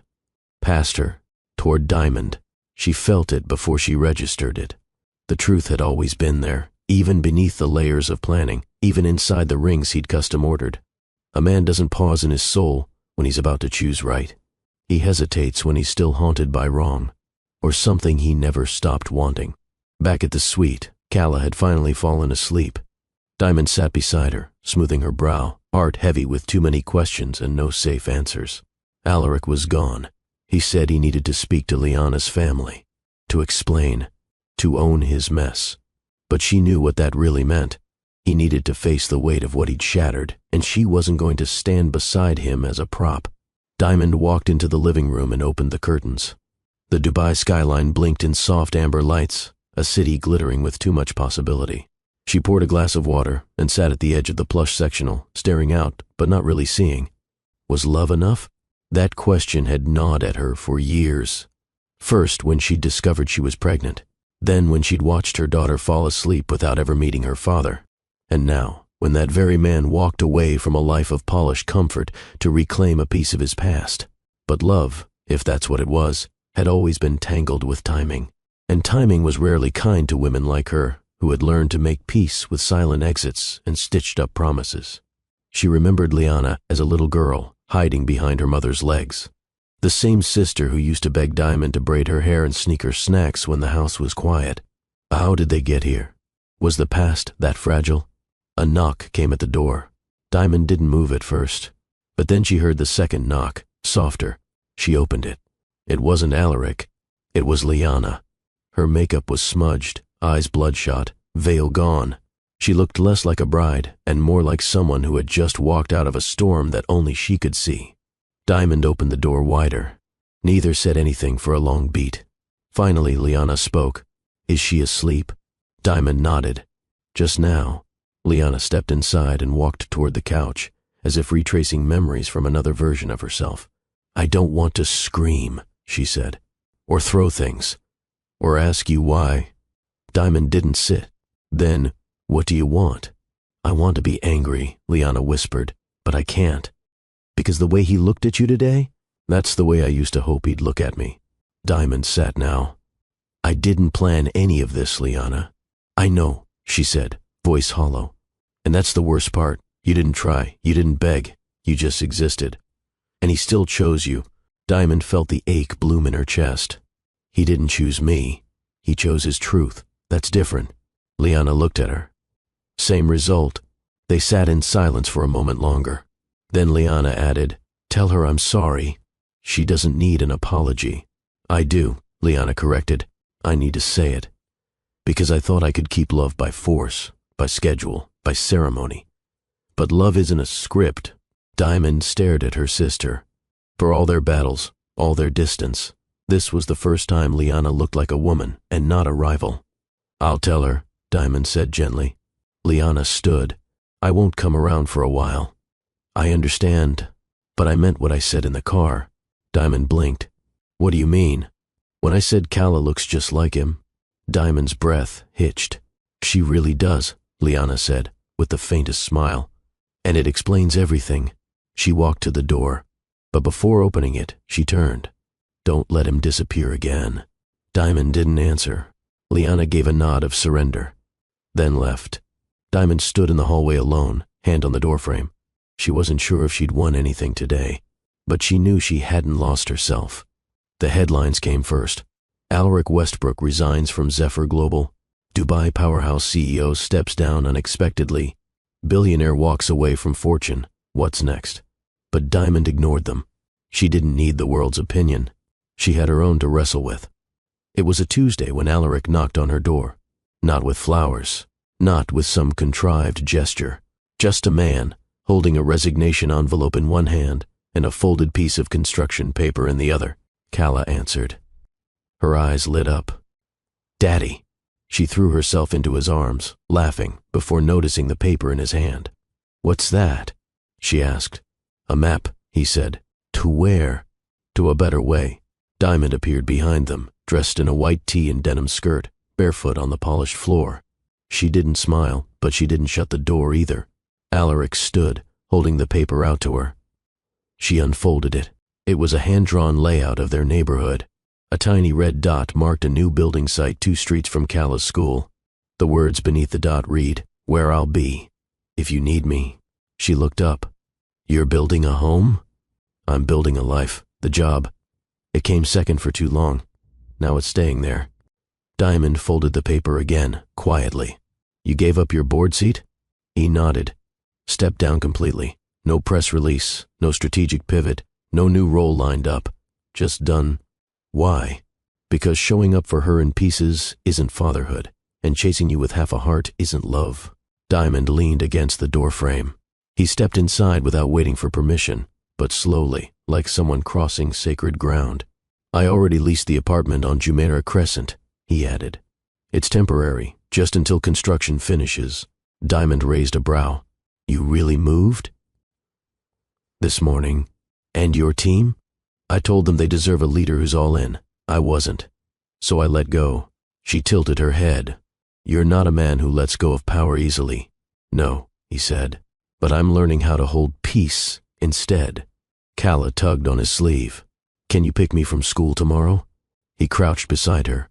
"Only if you promise not to make me sing in front of your classmates again." She giggled. "No promises." Diamond's face softened, just a little. That evening, she watched from her balcony as the sun bled orange across the desert skyline. She hadn't asked him to prove anything. She hadn't demanded sacrifice. She knew how empty it felt when someone gave something up only to make a point. But this felt sincere. There were no grand speeches, no rehearsed lines, just acts, quiet, grounded acts that didn't need applause. She turned when she heard the front door open again. Alaric had returned, this time with 2 cups of mint tea and a small plate of honeyed dates. He placed them on the side table. "I remember you said this was your comfort ritual," he said. "I did. I figured it was time to learn your rituals, not just your rhythms." They sat in silence as the breeze stirred around them. She took a sip. "Bit strong," she noted. "I panicked at the herb shelf." A small laugh slipped past her lips. And just like that, something shifted. Not rushed, not certain, but open. The next day, he stood outside Calla's school, leaning against the garden wall in a casual blue shirt and tan trousers. Parents gave curious looks, whispers trailing in his wake. He didn't flinch. When Calla spotted him, she ran so fast her backpack swung wildly. He caught her mid-air, spinning once before settling her on his hip. "I told everyone you're the best at push-ups. Did you also tell them I can't sing?" She giggled. Diamond walked up slowly. "You're early." "I didn't want to miss anything." She looked at him, hair tousled from the sun, sleeves rolled up. He looked nothing like the man from the billboards. and everything like the one her daughter trusted without flinching. Later that week, Diamond received a call from Cala's teacher. "I just wanted to say," she began carefully, "it's rare to see such a gentle co-parenting approach." Diamond was quiet. "He doesn't try to overshadow you. He listens. He shows up." Diamond swallowed. "Thank you." She hung up, stared at her phone. Then, without thinking, she texted, "Dinner tomorrow? Just us three, nothing fancy." Seconds later, the reply came, "Anywhere you are is fancy enough." Mornings began with small things now. A gentle knock, a fresh cup of Ethiopian roast on the windowsill, a sticky note beside it, "Thought you'd need fuel." Sometimes it was green tea instead. Other times, chamomile. He never stayed long. Just long enough to see her eyes squint at the first sip, the faintest curl at the corner of her lips when the taste hit right. He never asked to come in. He never leaned too close. There were no kisses. No, "what are we now" conversations. Just the quiet hum of a man showing up, and the even quieter rhythm of a woman slowly letting him. It became a routine. Wednesday evenings after Cala's ballet, Alaric would meet them by the courtyard bench, always 5 minutes early. Diamond would sit beside him, 2 paper cups between them, and listen as Cala described every pirouette with dramatic flair. He never interrupted, never corrected, only listened. When Diamond spoke, it was often in observations. "The jasmine's blooming early this year. Your watch is still set to New York time. Cala's picking up your eyebrow twitch when she lies." He'd chuckle. "Which one?" "The left." She never said these things to flirt.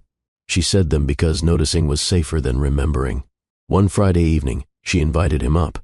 Not for dinner, not for anything serious, just to sit on the balcony and watch the city hum beneath the stars. She handed him a glass of water, and he raised it like it was champagne. "To what?" She didn't answer, just tapped her glass to his. They talked about books. She preferred poetry. He liked memoirs. She told him about her college years in Abu Dhabi, how she'd studied marketing, but secretly written short stories in a beat-up notebook no one ever saw. He told her about his first company, a software firm he started at 22 that failed before its first investor meeting. They didn't talk about their past together. Not that night. Not yet. When Cala got sick for 3 days, he was there each afternoon, sitting quietly in the living room while Diamond took phone calls or prepped soup. He helped wash the dishes, even when she told him not to. He stayed on the couch, never asking for a room. She offered him a pillow and blanket. He folded them neatly each morning and placed them back on the armrest before leaving, always before Cala woke up. Diamond never said thank you. He never asked for one. It was a Tuesday when she finally asked, "Why are you doing this?" Slowly, he looked up from his coffee. "Would you believe me if I said I want to earn what I broke? I don't believe anything easily anymore." "I know." "Then why stay?" He leaned back. "Because I'd rather be near you in patience than far from you in regret." She said nothing. But that evening, when he left the apartment, she watched from the window until his car turned the corner. 2 weeks later, they walked through a date market together. Cala ran ahead, chasing a small vendor cart with rose petal ice cream. Diamond reached for her, but Alaric was quicker, gently steering their daughter away from the street with a soft laugh and a protective hand. Diamond watched him, not like a man returning to claim something, but like one who'd never wanted to lose it in the first place. They didn't hold hands. They didn't kiss beneath the palm trees. They just walked side by side, each step sinking a little more naturally. That night, Diamond lay awake. The apartment was quiet. Cala's soft snores echoed from the next room. The air smelled of roasted almonds and pomegranate. She stared at the ceiling. Something inside her ached, but not the old kind. Not the ache of abandonment, or shame, or bitter longing. This ache was different. It was the ache of wanting to believe again, to trust slowly, to love, carefully, deliberately, without the rush, without the noise. She reached for her journal, and wrote one line. Slow is not small, it's sacred. The desert stretched quiet and wide. Diamond stepped out of the tent barefoot, her red silk wrap fluttering lightly as the cool breeze brushed against her arms. The dunes shimmered under moonlight, casting shadows like soft brushstrokes across the sand. Cala was asleep, tucked safely inside, her tiny frame rising and falling in the makeshift bed, layered with plush cushions. The glow from the lantern nearby danced across her face, innocent and still. Alaric sat just outside the circle of light, legs stretched, palms pressed into the sand behind him. His blazer lay folded beside him, shirt sleeves rolled, hair tousled from the wind. He didn't look like the man who used to dominate boardrooms. He looked grounded, like he had come home to something far more real than anything a tower of steel and glass could offer. Diamond joined him without a word. They sat in silence, watching the stars drip across the sky like silver ink. No phones, no noise, just the soft whistle of wind and the steady beat of stillness. "Do you remember the last time we looked at stars together?" he asked, voice barely above a whisper. Diamond tilted her head, gazing upward. "Abu Dhabi, freshman year. You brought that tattered telescope you borrowed from the astronomy lab." He smiled. "I lied. It wasn't borrowed." "You stole a telescope?" "Only briefly. Returned it the next morning." She laughed. Soft, real. "You pointed to a cluster and told me it was Orion's sister. I knew it wasn't, but you were crying that night, and I thought a made-up constellation might help." It did. They fell quiet again. The stars above them pulsed, not hurried, not desperate, just present, like them. Alaric reached behind him and pulled out something from the canvas bag he'd brought along. A thermos, 2 copper cups. He poured the dark liquid slowly. "Mint tea," he said, "but I followed your proportions this time." She raised a brow. "No cinnamon?" He shook his head. She sipped. The corners of her mouth lifted. "You're learning." He looked at her, his eyes soft, almost reverent. "I'm trying." Their gazes held, and then he spoke, quiet but clear. "I still love you." The words landed in the space between them, not as a question, not as an offering, but as a truth. Unpolished, undressed, unafraid. Diamond didn't respond right away. She took another sip of her tea. The breeze tugged at a few strands of her hair. Her fingers curled into the sand beside her, grounding herself.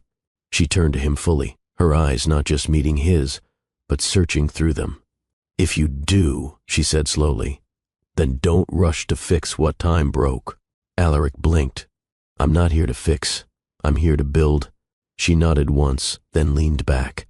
"I want peace," she said, "not just love. I want a partner who listens before reacting, who chooses stillness when silence is needed. Someone who waits, not because he has to, but because he honors the process." He leaned in a little. "Then let me wait." "No," she replied, shaking her head gently. "Don't let anything. Just be." He studied her for a moment. Then, without hesitation, he pressed his palm into the sand again, leaning back as he had before, mirroring her stillness. A pause passed between them. Then another. She let herself exhale.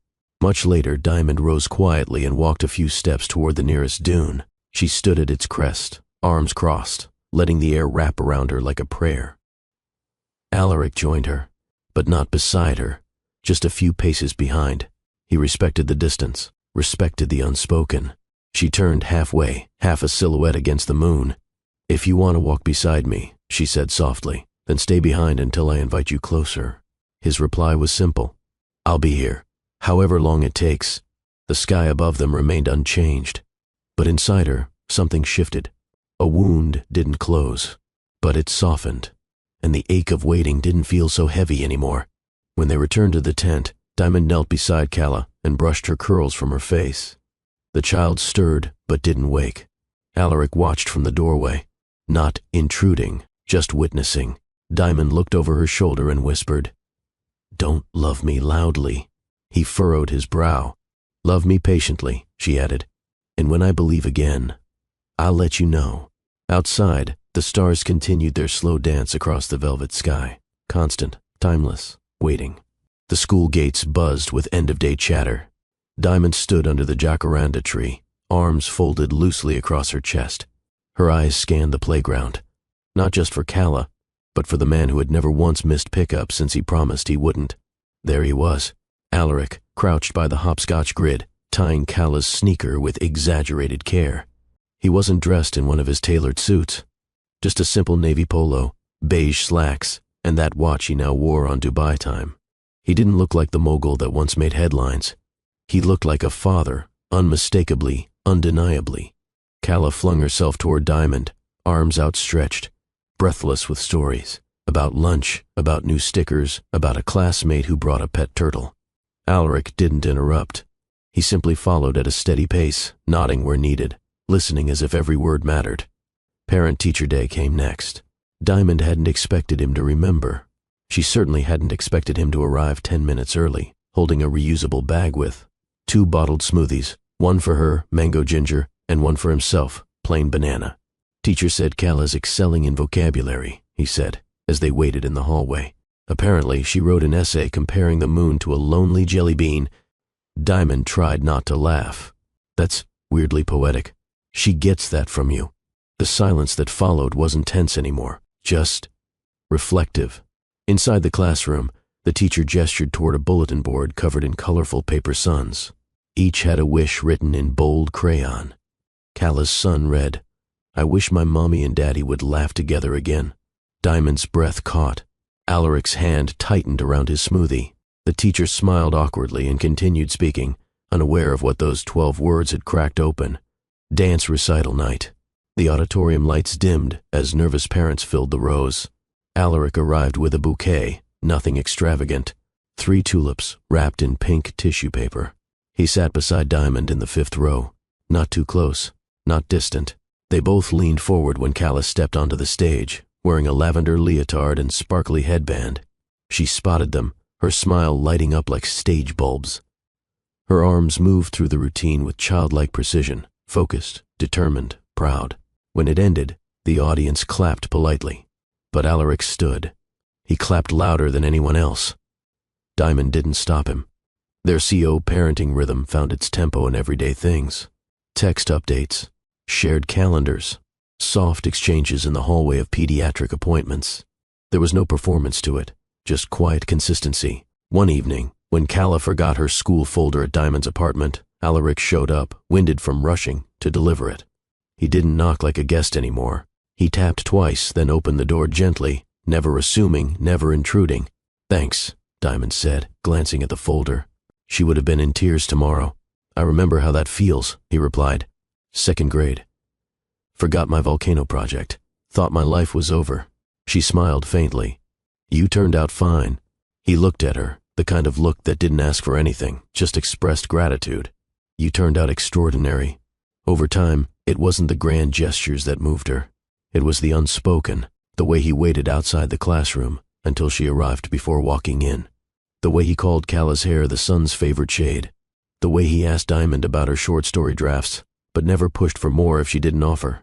Once, at a weekend park gathering for school parents, another father commented on how lucky Alaric was to have such an involved Keo parent. Alaric simply replied, "It's not luck, it's my responsibility, and my honor." Diamond overheard. She didn't say anything then. But that night, she reread Cala's wish on the classroom sun, and she smiled, just a little longer. The trust didn't come back all at once.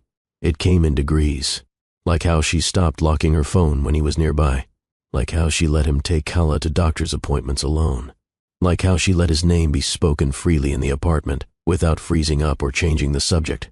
And in turn, he didn't abuse that grace. He didn't fish for memories. He didn't bring up the past unless she did. He just showed up, over and over again. One afternoon, after school, Cala asked if she could visit her friend's home for a sleepover. It was the first time Diamond considered letting her go. They sat together on the couch, Diamond, unsure, and Alaric, supportive. "She's ready," he said gently. "But you don't have to be." Diamond looked at him. He wasn't pressuring, just present. That made her decision easier. "Only if you're the one to drop her off," she said. He nodded, understanding the subtext. She was letting go, of fear, of resentment, of control, but only because she trusted the man standing beside her now, not the one who left years ago. Late one evening, after Cala had been dropped off at the sleepover, Diamond found herself walking into a bookstore she hadn't visited in years. The smell of paper and wood varnish hit her like a soft wave. She wandered the aisles aimlessly until she stumbled upon a shelf labeled Rebuilding and Renewal. She picked up a hardcover titled Things We Learned Twice. Back home, she read the dedication page for the ones who chose to stay, even after the storm. She closed the book and looked out the window. Alaric was not her storm anymore. He was becoming the stillness after it. Diamond hadn't told anyone it was her birthday. She hadn't posted it, hadn't brought it up in conversation, hadn't marked the day on any calendar that didn't belong solely to her. Not because she wanted to avoid it, but because over the years, birthdays had shifted from something anticipated to something simply acknowledged, survived, until now. She arrived at her apartment just after dusk, the keys still swinging between her fingers as she stepped out of the car. Calla had gone to spend the night at her cousin's. Diamond expected silence, maybe leftovers, maybe a few pages of the novel she hadn't finished. But when she entered the building lobby, the concierge stood waiting with a single cream envelope. "For you," he said with a polite nod. There was no name on the front, just a small, hand-drawn sun in purple crayon. She knew that sun. She opened the envelope and found a folded card. Inside, in Calla's uneven but determined handwriting, "Happy birthday, Mommy. Look up. Love, Calla." She almost didn't get into the elevator. A part of her was wary, of being seen, of being known, of letting the day become more than she'd prepared for. But another part of her, the quieter, hopeful part, pressed the button to the rooftop instead of her floor. When the doors opened, the first thing she noticed wasn't the decorations. It wasn't the soft music coming from a portable speaker in the corner, or the soft flicker of string lights suspended in rows overhead. It was the scent of cardamom and lavender, familiar, comforting.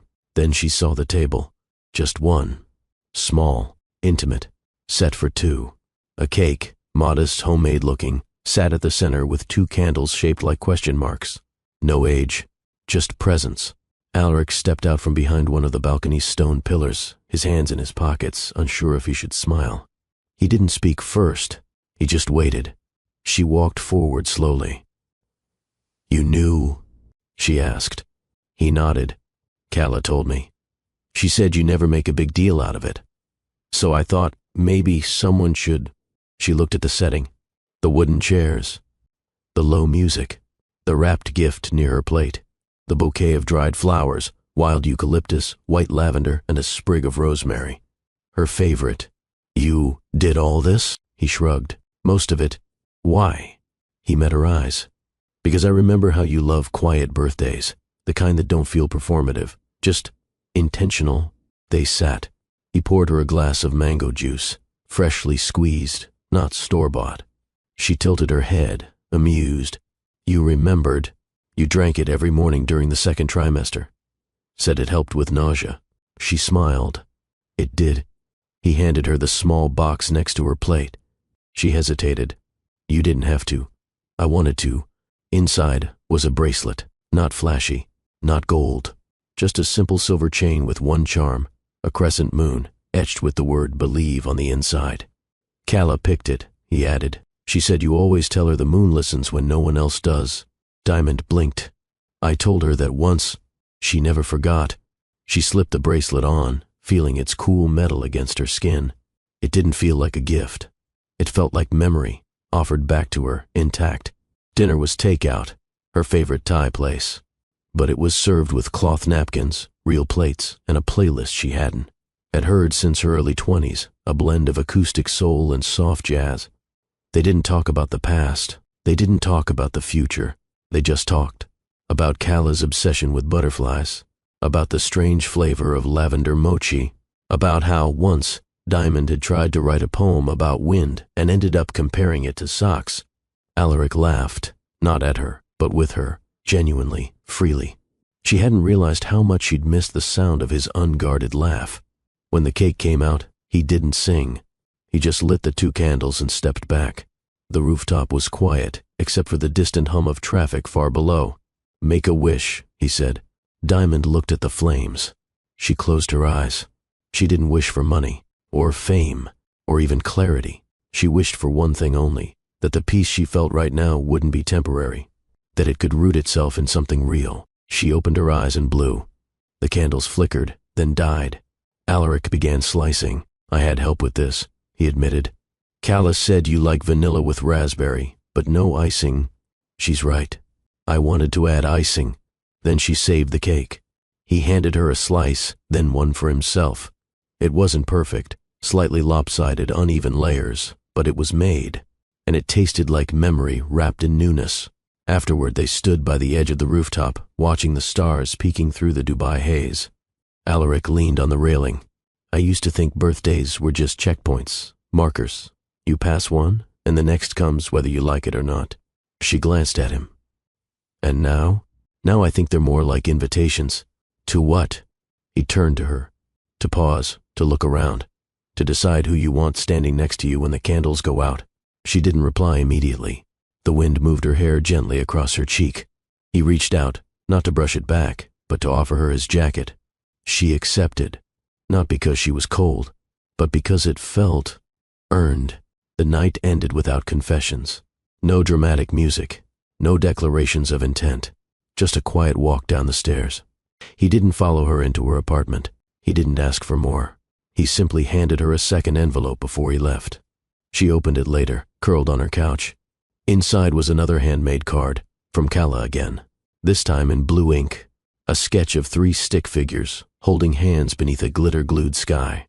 Above them, the words, "Our family, no matter what." Diamond pressed the card to her chest and closed her eyes. The doorbell rang just as Diamond was fixing Kala's braid. Kala squirmed in front of the mirror, too excited to stay still. "Is it Daddy?" "No, baby," Diamond murmured, brushing the last loop into place. "He's not due for another hour." She wasn't expecting anyone. Not that day. Not that week. When she opened the door, a familiar perfume reached her first, sharp jasmine with sandalwood undertones. It used to comfort her. Now it struck like a sudden chill. Her mother stood there, suitcase in hand, eyes already scanning the apartment behind her. "Hello, Diamond." Her mother had not visited since before Kala was born. Distance had turned into silence, and silence into a careful kind of estrangement. They kept up through brief calls and holiday texts, but her mother had never embraced Diamond's decisions, especially not the one to raise a child alone. She stepped inside, uninvited but assured. Kala peeked from the hallway. "Grandma." The woman's face softened momentarily. "You've grown." But then her gaze returned to Diamond, critical and cautious. "Where is he?" she asked, voice clipped. Diamond already knew who he meant. They sat in the living room, tea untouched on the table. "He's been around," Diamond said, voice even, helping with school pickups, doing bedtime stories, being present. "And you're letting him back in?" Her mother asked, brow raised. "Just like that?"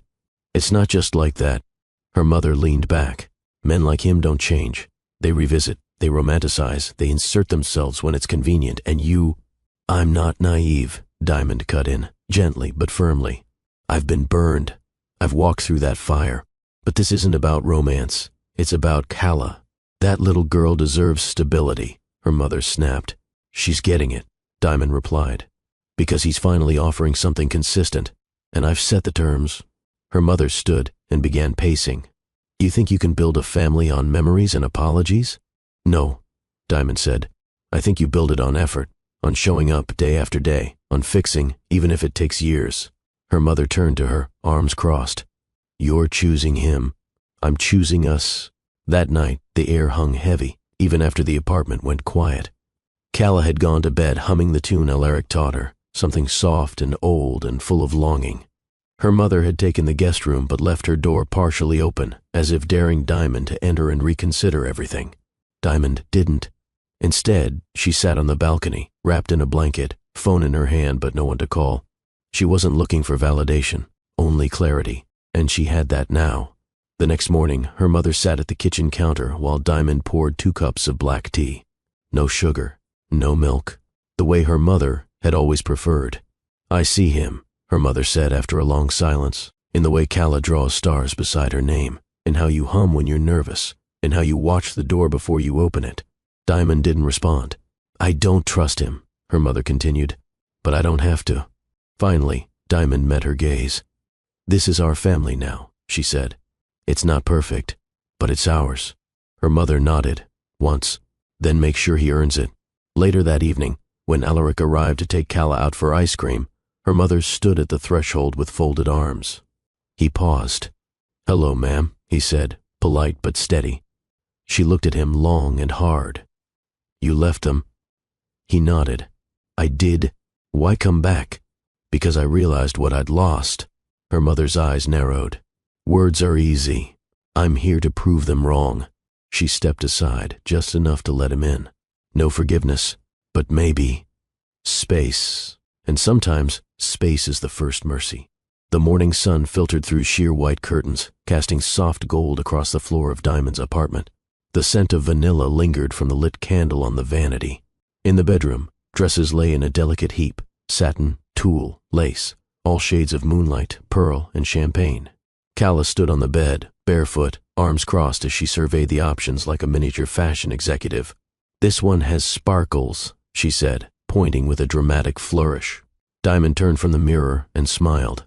"You always go for sparkles." Calla tilted her head. "But this one feels like dancing." She twirled once, imitating a runway spin, her curls bouncing with each step. Diamond laughed softly. "And what makes a good flower girl dress?" Calla jumped off the bed and padded over to the dress rack, fingers grazing the fabrics with care.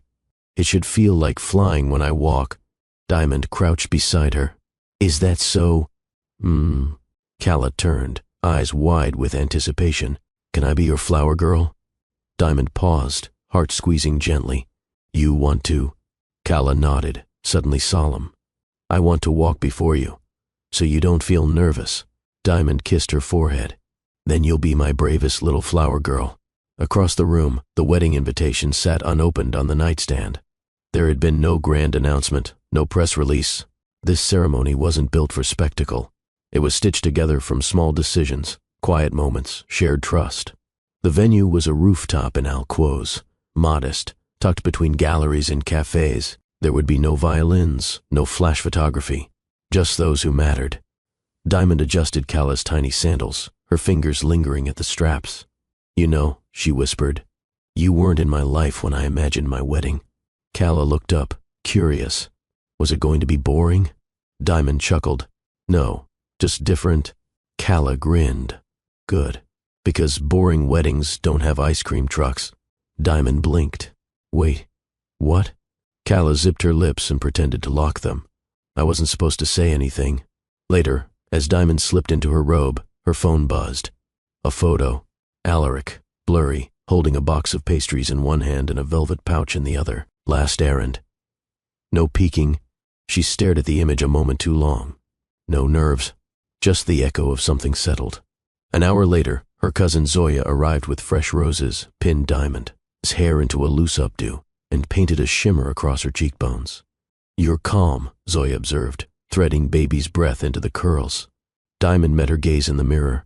"I've been many things with him, but this is the first time I felt still." Zoya didn't press further. She didn't have to. They both knew the road hadn't been linear. Love rarely was.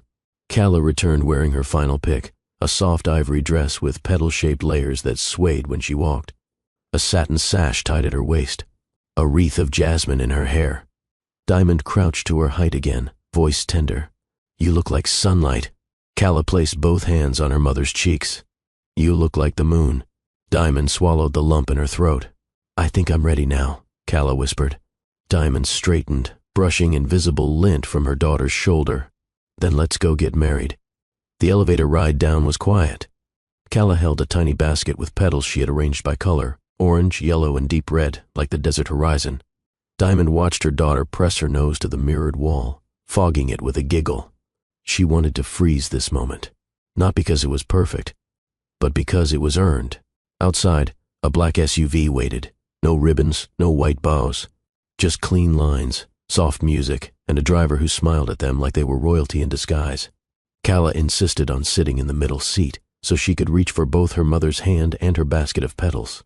As the skyline rolled past, Diamond looked out at the desert in the distance. It wasn't just scenery anymore. It was the backdrop of her becoming, of breaking, of rebuilding, of love rewritten. The Dubai night opened like a velvet curtain. No skyline, no city noise. Just stars, steady and unapologetic, blinking above the dunes. Soft lights hung from a delicate wooden frame, strung between two palm posts staked in the sand. Aisleless, crowdless, no pews, no altar, only stillness and breath. The desert, in its sacred hush, bore witness. Calla walked first. She dropped petals one by one, her tiny hands careful and confident, a trail of color behind her. At the end of her path, Alaric waited. No tuxedo, no boutonniere, just a pressed linen shirt, sleeves rolled to his elbows and eyes fixed ahead like his soul had found anchor. He exhaled as he saw Calla finish her path, then kneeled to arrange the last few petals into a tiny heart. Diamond stepped into view.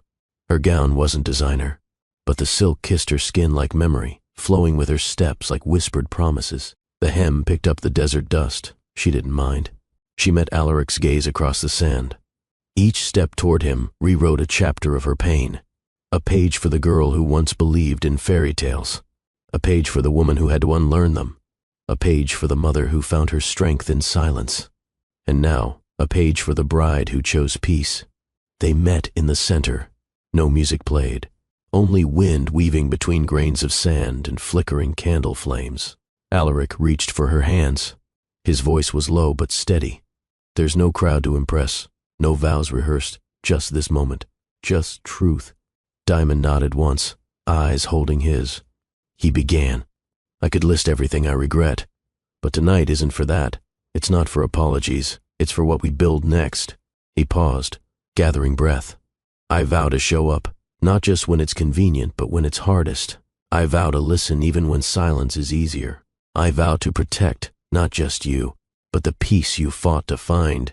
Diamond blinked quickly. I vow, Alaric added, to be a father Calla will never have to doubt again. Her lips parted, then pressed together. Her hands trembled slightly in his. Then she spoke. I didn't plan to love you again. Alaric flinched, just a breath. Diamond continued. But love has nothing to do with plans. A small smile lifted the edge of her mouth.